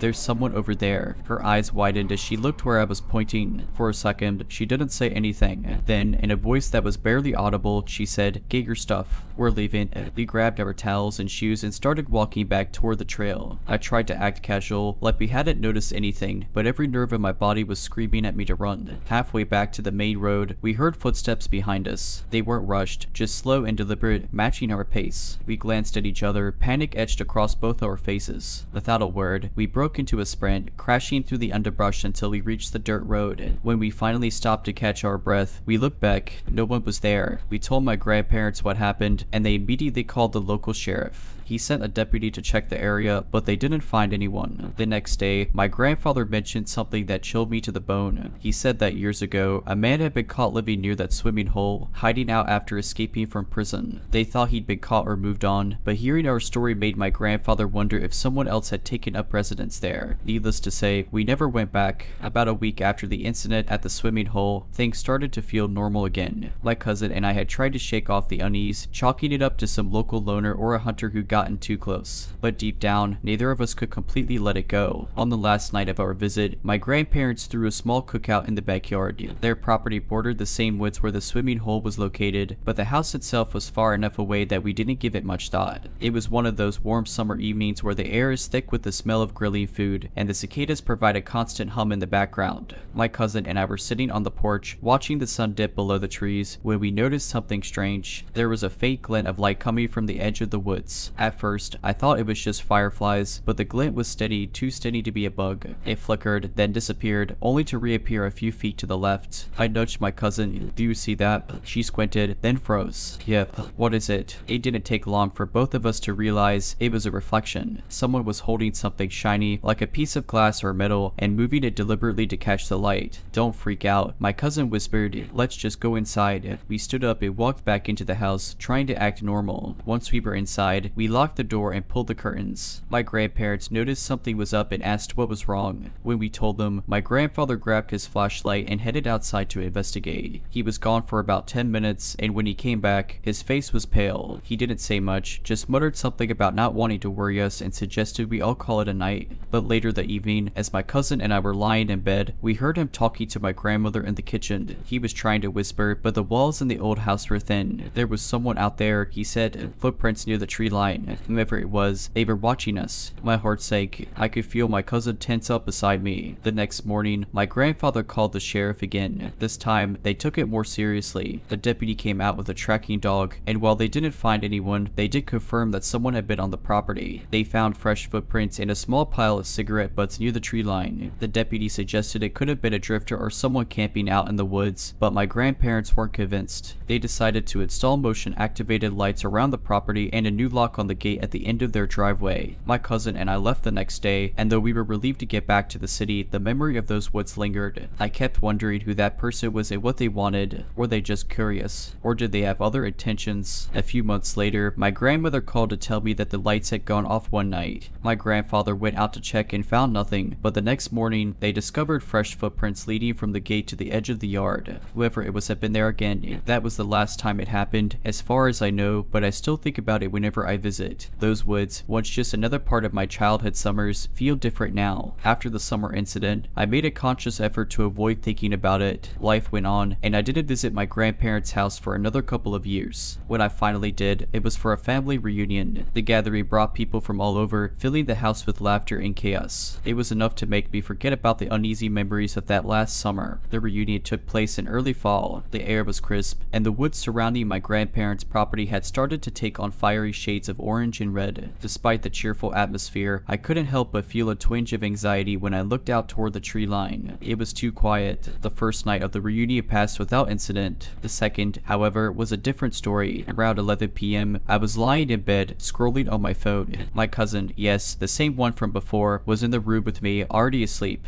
Most of the house had gone quiet, save for the occasional murmur of voices from downstairs where a few relatives were still chatting. That's when I heard it. A faint tapping sound. It was soft, almost imperceptible, but it was steady. At first, I thought it was just a branch brushing against the window, but when I got up to look, I saw something that made my stomach drop. A handprint. It wasn't fresh, but it was there, pressed against the outside of the glass, smeared slightly as if whoever left it had dragged their fingers downward. The window was on the second floor. I stepped back quickly, my pulse pounding in my ears. The tapping had stopped, but now I was too terrified to move. I wanted to wake my cousin, but I didn't want to make a sound. Instead, I crept to the door, cracked it open, and listened. That's when I heard footsteps, not inside the house, but outside, below the window, slow and deliberate, crunching softly on the fallen leaves. I froze, straining to hear more. The footsteps circled the house, pausing periodically before continuing. Gathering every ounce of courage I had, I woke my cousin and told her what I'd seen and heard. She was groggy and confused at first, but when I pointed out the handprint, she snapped awake. "We need to tell someone," she whispered. We crept downstairs to find my grandfather, who was sitting in the kitchen with my uncle. When we told them what had happened, they didn't hesitate. My grandfather grabbed his shotgun, and my uncle grabbed a flashlight. They stepped outside while my cousin and I stayed inside with my grandmother, who tried to reassure us. They were gone for what felt like an eternity. When they finally came back, their expressions were grim. My uncle had found a series of footprints leading from the woods to the side of the house, directly below our window. What was even more unsettling was what they found near the base of the tree closest to the house, a small, tattered notebook. Inside were random, disjointed notes, names, dates, and vague descriptions of people. One page stood out. Written in shaky handwriting were the words, "The girls in the upstairs room." My grandfather called the sheriff again, but by the time they arrived, whoever had been outside was long gone. The footprints disappeared back into the woods, and the notebook didn't have any identifying information. That was the last time I stayed at my grandparents' house overnight. I couldn't shake the feeling of being watched, even in broad daylight. My grandparents eventually moved into town, and the house was sold to someone else. To this day, I wonder if they ever saw the person in the woods, or if the person ever came back.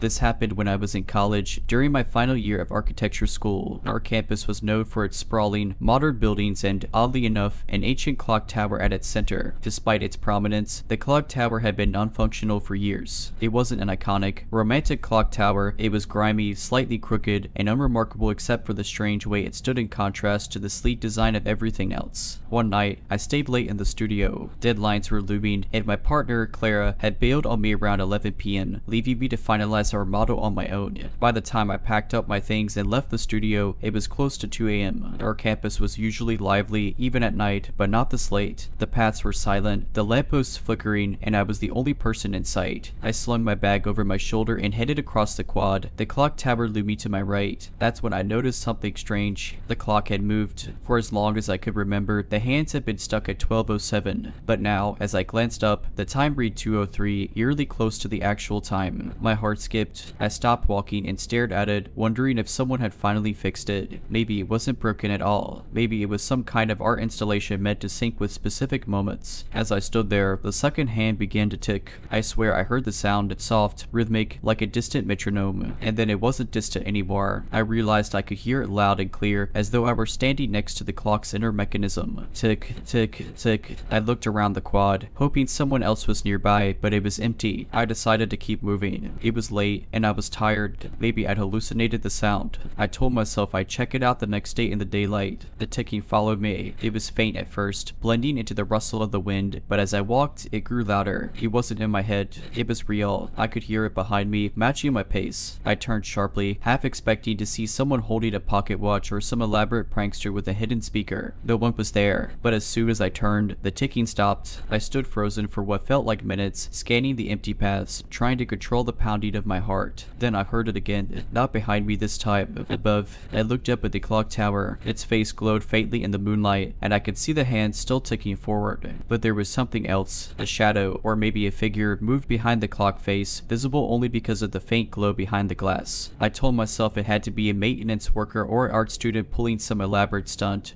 but I didn't believe it. The figure wasn't moving like a person. It was jerky, almost mechanical, and seemed to phase in and out of sight like a stuttery film reel. I didn't wait to find out more. I read. The ticking grew louder as I sprinted, echoing in my ears, even as I put more distance between me and the tower. By the time I reached the dorms and slammed the door behind me, my chest felt like it would explode. I pressed my back against the door, trying to steady my breathing, but the sound wouldn't leave me. It was faint, but it was still there. Tick, tick, tick. I didn't sleep that night. The next morning, I told a friend about what had happened. They looked at me like I'd lost it and insisted the clock hadn't worked in years. When I tried to show them, we walked to the quad together, but the hands were frozen at 12:07 again, just like they'd always been. I've avoided the clock tower ever since. I don't know what I saw or heard, but I still get chills whenever I pass it. And sometimes, late at night, when I'm lying in bed, I swear I can still hear it. Tick, tick, tick. After that night, things got strange, not all at once, but in subtle, unnerving ways that made me second guess myself. The ticking didn't stop when I avoided the clock tower. In fact, it seemed to find me no matter where I was. In the library, I'd hear it faintly between the shelves. At the cafe, it would blend into the sound of spoons clinking against mugs, barely noticeable until I was listening for it. Even in the studio, where the buzz of fluorescent lights and the hum of conversation should have drowned it out, it was there, soft and persistent. Tick, tick, tick. I stopped telling people about it after a while. No one believed me, and the more I tried to explain, the crazier I sounded. Clara joked that I was cracking under the stress of finals, but when she started picking up my slack in our projects, I could tell she was worried. Then, one night, it escalated. I was walking back to my dorm after a late night study session. It had been a quiet evening. I hadn't heard the ticking all day, and for the first time in weeks, I felt almost normal. The quad was deserted, as usual, and the clock tower stood dark and silent in the distance. I kept my head down and my pace brisk, eager to get inside and crash. But as I passed the tower, I felt it, a shift in the air, like the kind of pressure change you feel before a storm. And then I heard it. Tick, tick, tick. It wasn't faint this time. It was loud, almost deafening, like the gears of a giant machine grinding against each other. I froze, my heart pounding, and looked up at the clock tower. The hands were moving again, but they weren't ticking forward. They were spinning backward, faster and faster, until they were a blur. And then I saw it. The shadowy figure behind the clock face wasn't a shadow anymore. It was real, tangible, a dark, humanoid form that seemed to writhe and pulse like it was made of smoke. It moved erratically, slamming against the glass as if it were trying to break free. I wanted to run, but I couldn't move. My legs felt like they were rooted to the ground. All I could do was stare as the figure pressed against the inside of the clock face, its features becoming clearer with each passing second. It didn't have a face, just a smooth, black void where its features should have been, but I felt like it was staring directly at me. And then it spoke. It wasn't a voice, exactly. It was a vibration, a low, guttural hum that I felt in my chest more than I heard with my ears. The words were indistinct, like a language I didn't understand, but the meaning was clear. Time doesn't belong to you. The glass of the clock face began to crack, spiderwebbing outward from where the figure was pressing against it. I finally found the strength to move and bolted, running faster than I ever thought possible. I didn't stop until I reached my dorm, where I locked the door and collapsed on the floor, shaking and gasping for breath. The next day, the clock tower was cordoned off with caution tape.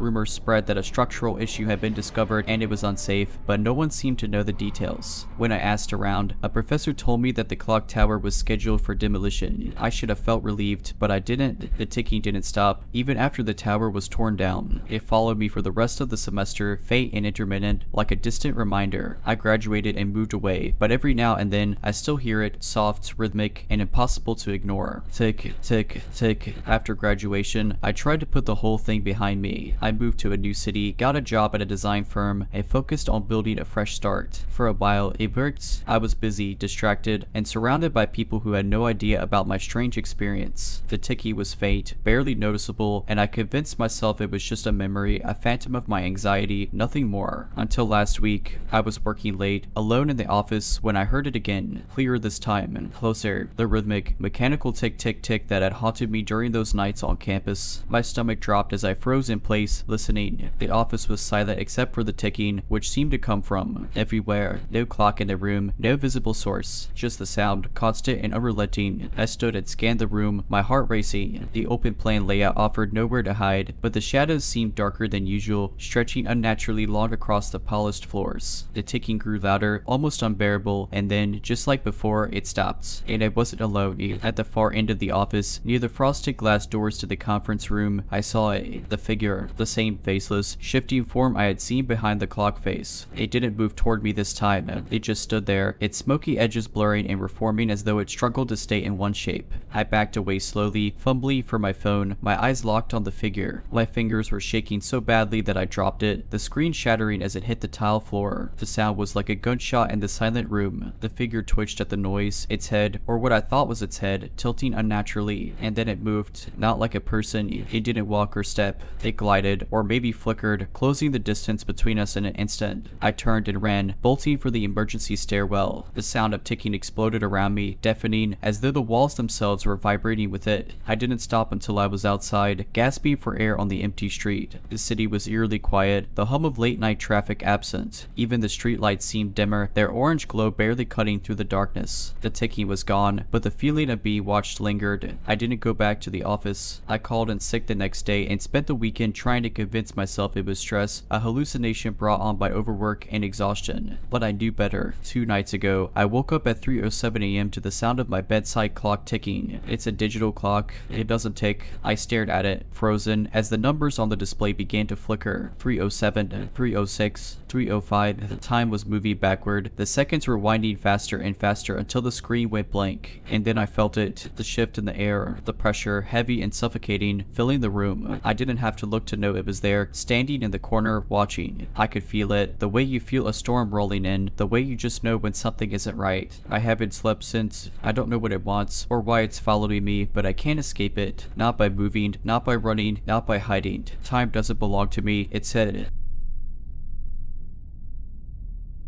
It was late October, and I was returning from a business trip in the Pacific Northwest. My flight had been canceled due to weather, so I had to take a ferry to cross the strait and get to my destination. It wasn't my first choice. I hated water travel, but I figured it was better than spending another night in a hotel. The terminal was eerily quiet. Most people had already caught the earlier ferries, and the weather was growing worse by the minute. The air smelled like rain and salt, and the wind whipped through the open spaces, biting into my skin. I boarded the ferry alongside a few others, a young couple with a sleeping baby, an older man in a heavy coat, and a handful of others who looked as weary as I felt. The ferry's interior was dimly lit, and most of the passengers headed straight to the indoor seating area. I opted to stay outside on the deck. The cold was preferable to the stale air inside. I leaned against the railing, watching the dark water churn below. That's when I noticed her, a woman, standing at the far end of the deck, her back to me. She was wearing a long, dark coat that swayed in the wind. Her hair was unkempt, and something about her posture struck me as off. She wasn't looking at the water or the shoreline.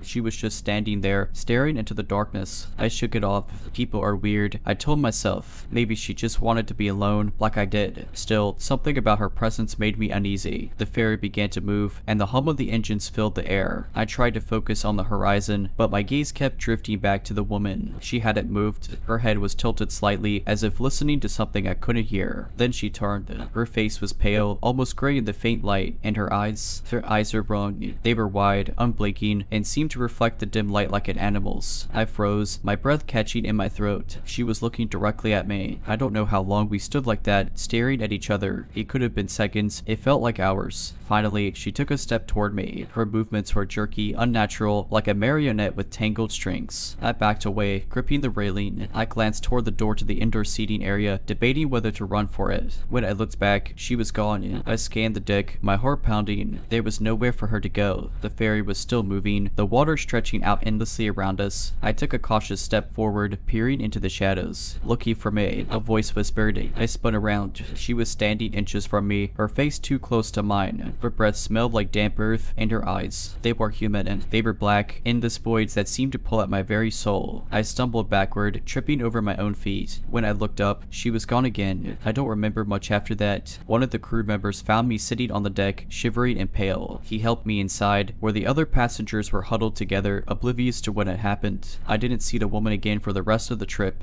When the ferry docked, I practically ran off, desperate to get away from the water. As I walked toward the terminal, I glanced back one last time. I couldn't sleep that night. Every time I closed my eyes, I saw her face. Those eyes, like twin voids, boring into me. I kept telling myself it wasn't real. Maybe I was overtired from the trip. Maybe the rough weather was playing tricks on my mind. But deep down, I knew. The next morning, I convinced myself it was over. I was far from the ferry now, in a bright, bustling city. I went about my meetings, though I couldn't shake the feeling of being watched. It was subtle at first, a prickling sensation on the back of my neck, the kind that makes you glance over your shoulder for no reason. I chalked it up to nerves until I saw her again. It was in the reflection of a window. I was sitting in a cafe, trying to focus on my laptop, when I caught movement out of the corner of my eye. The window across from me showed the busy street outside. People passed by in hurried blurs, but then there she was, standing perfectly still in the middle of the crowd, facing me. Her dark coat swayed slightly, even though there was no wind. I turned around sharply, my heart hammering in my chest. The spot where she'd stood was empty. The crowd bustled on, oblivious. That was when I realized she wasn't just watching me, she was following me. For the next few days, she appeared everywhere, always at a distance, always just out of reach. In the lobby of my hotel, standing in the rain outside, in the reflection of a store window, unmoving while everyone else rushed by. Once, I thought I heard her whisper my name, but when I turned, no one was there. By the time my trip ended, I was desperate to leave the city. I changed my flight to an earlier one, skipping the ferry entirely. As the plane ascended, I finally allowed myself to relax. Whatever was happening, whatever she was, I was leaving it behind. Or so I thought. Back home, things were normal for a while. I started to convince myself it was just a weird hallucination brought on by stress and exhaustion. Weeks passed, and life went on. Then, one night, I woke up to the sound of knocking. It was slow, deliberate, coming from my front door. I checked my phone. 3:14 a.m. my stomach churned. I live alone, in a quiet neighborhood. No one should have been knocking at that hour. I got up, heart pounding, and crept to the door. Through the peephole, I saw nothing but the empty porch. I stood there for a moment, debating whether to open it. The knocking stopped. Relieved, I turned to go back to bed. That's when I heard it again, this time from the window in my living room. I froze. The blinds were closed, but the knocking was unmistakable. Slowly, I approached the window, every nerve in my body screaming at me to run. I lifted the edge of the blind and peeked out. She was standing there. Her face was inches from the glass, her black eyes locking onto mine. A wide, unnatural smile stretched across her face, her teeth gray and uneven. Her head tilted slightly, as if studying me. I stumbled backward, almost tripping over the coffee table. The knocking grew louder, more frantic. Then it stopped. Silence filled the room, heavy and oppressive. I waited, barely daring to breathe. When I finally worked up the courage to check the window again, she was gone. That was 2 nights ago. I haven't seen her since, but I know she's still out there, watching, waiting. I don't know what she wants, or why she chose me. All I know is that no matter where I go, she'll find me. I've tried to tell myself she's gone, that it's over, but I know better. Every time I think I'm safe, there's a sign, a shadow in the corner of my eye, a faint knock I can't explain, the feeling of being watched that sends shivers down my spine. She's not gone. She's never gone. Last night, I decided to do something I've never done before. I stayed up all night. No sleep, no distractions. Just me, sitting in the middle of my brightly lit living room, clutching a heavy flashlight like a weapon. If she came back, I'd see her. I'd be ready. At first, the night was quiet. Too quiet. The kind of silence that makes you question every little creak and groan of the house. Around 2 a.m., the power flickered, just once, for a second. Then it came back on. I told myself it was nothing. The wind outside was howling. It must have been the weather. But then I heard it. A soft, rhythmic tapping. It was faint, almost like rain, but too deliberate. It came from the back door this time. I tightened my grip on the flashlight and forced myself to stand. My legs felt like lead as I crept toward the sound. The tapping continued, steady and slow. When I reached the back door, I hesitated. Through the frosted glass window in the door, I could make out a shadow. Someone or something was standing there. "Go away," I shouted, my voice trembling. The tapping stopped. Silence. For a moment, I thought it was over. Then, slowly, the doorknob began to turn. I froze, panic washing over me in waves. The door was locked, but the knob twisted and rattled as if someone was testing it. I backed away, my heart racing, and grabbed my phone. I didn't know who to call. The police. What could I tell them? That I was being haunted by a woman from a ferry. The rattling stopped, and I let out a shaky breath. But then I heard it again, the knocking. Not at the back door this time. It was coming from the window behind me. I spun around, my flashlight shaking in my hand. She was there, her face pressed against the glass, that same twisted smile stretching across her face. Her breath fogged up the window as she whispered something I couldn't hear. Her eyes, those endless, black voids, stared into mine, and for a moment, I couldn't move. Then she started pounding on the glass, harder and harder. The sound echoed through the house, each impact making the window shudder. I snapped out of my trance and bolted upstairs, locking myself in the bedroom. I sat on the floor, flashlight clutched in my hands, staring at the door. The pounding continued downstairs, growing louder and more frantic. I don't know how long it went on, minutes, hours. Time blurred into nothingness. Eventually, the sound stopped. When the sun rose, I finally worked up the courage to go back downstairs. The house was empty, but the signs of her visit were everywhere. The back door was covered in smudged fingerprints, and the window she'd been pounding on had faint cracks spiderwebbing across the glass. I don't know what she wants or why she's tormenting me. I've thought about leaving, moving to another city, another country, anywhere, but I know it won't matter. She'll find me. She always finds me. I've started keeping a journal, writing down every detail I can remember about her. Maybe it'll help me understand what she is, or why this is happening. Or maybe I'm just trying to hold on to my sanity. To anyone reading this, please take my advice. If you ever see a woman in a dark coat standing alone, staring into the distance, don't approach her. Don't look at her. Turn around, leave, and don't look back.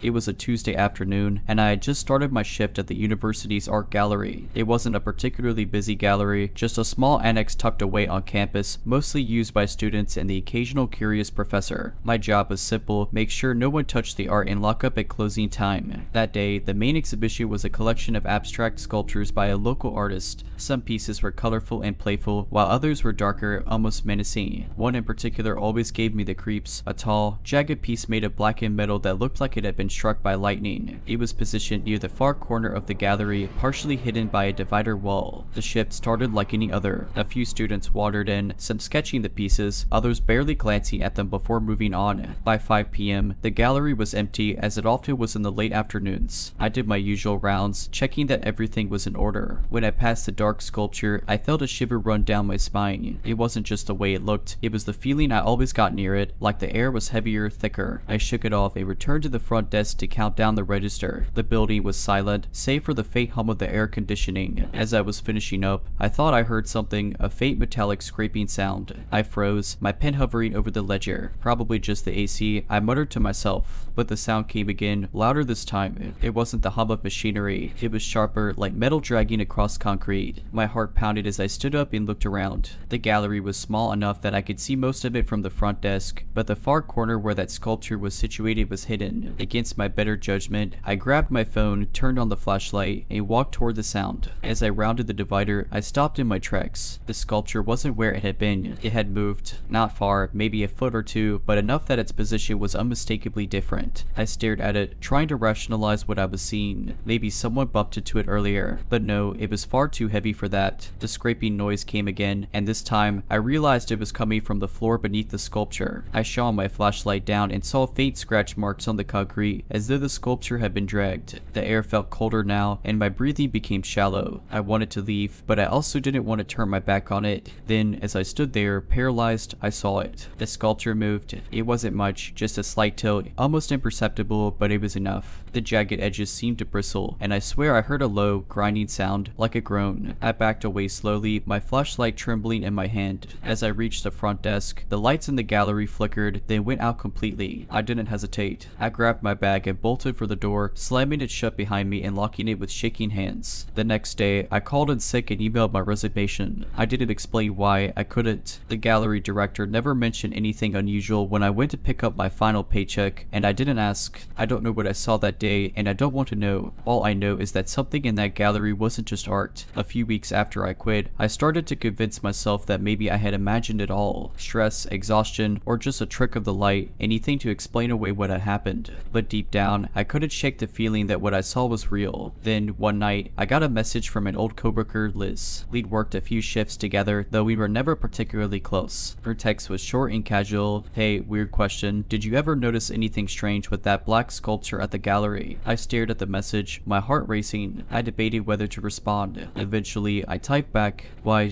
her reply came almost instantly. I swear it moved. Like, I walked past it earlier and it was in one spot, but when I came back, it was closer to the middle of the room. Thought I was losing my mind. I hesitated, then decided to come clean. You're not imagining it. That thing does move. I quit because of it. The typey bubbles appeared, then stopped, then started again. Finally, she replied, oh my god, I was hoping you'd tell me it was nothing. I told her, boss, and she just laughed it off. But honestly, it creeps me out. I felt a sick sort of validation. It wasn't just me. I told her to be careful and to quit if she could. She didn't reply after that, and I figured she'd just let it go. A few days later, I saw a news article shared on social media, local university art gallery closed for renovations after incident. My stomach dropped as I clicked the link. The article was vague, but it mentioned that a student had been injured while visiting the gallery. No names, no details about the injury, just that the student was found unconscious near a sculpture and had been taken to the hospital. The black sculpture wasn't mentioned specifically, but I knew. I texted Liz again, but I never got a response. I even tried calling her a few times, but her phone went straight to voicemail. I checked her social media, nothing. It was like she disappeared. I wanted to believe she just blocked me, but something about it felt wrong. Weeks turned into months, and I tried to move on with my life. But every so often, I'd have dreams about that sculpture. In my dreams, it wasn't just sitting there. It was chasing me, its jagged edges scraping against the floor as it moved faster and faster, the grinding sound echoing in my ears. I started avoiding art galleries altogether. Even walking past sculptures in public spaces made me uneasy. I couldn't shake the feeling that it, or something like it, was watching me, waiting for me to come too close. To this day, I don't know what that thing was or why it was in the gallery. I don't know what happened to Liz, and I don't want to find out. All I know is that there are things in this world that shouldn't be touched, shouldn't be seen. And if you ever come across a sculpture that feels wrong, like it's watching you, like it's alive, turn around and walk away. Years passed, but the memory of that sculpture never really left me. I'd done my best to move on, moved to a different city, started a new job, and tried to forget about everything that happened at the gallery. But some nights, I still woke up in a cold sweat, haunted by the sound of metal scraping across concrete. Then, one rainy evening, I received a package. There was no return address, just my name and current address scrawled in a shaky hand. My stomach turned as I stared at it. I hadn't given my address to many people since moving. With trembling hands, I opened it. Inside was a single photograph, printed on glossy paper. It was a picture of the black sculpture, but not how I remembered it. The edges looked sharper, the jagged metal more twisted, like it had somehow grown or morphed since the last time I saw it.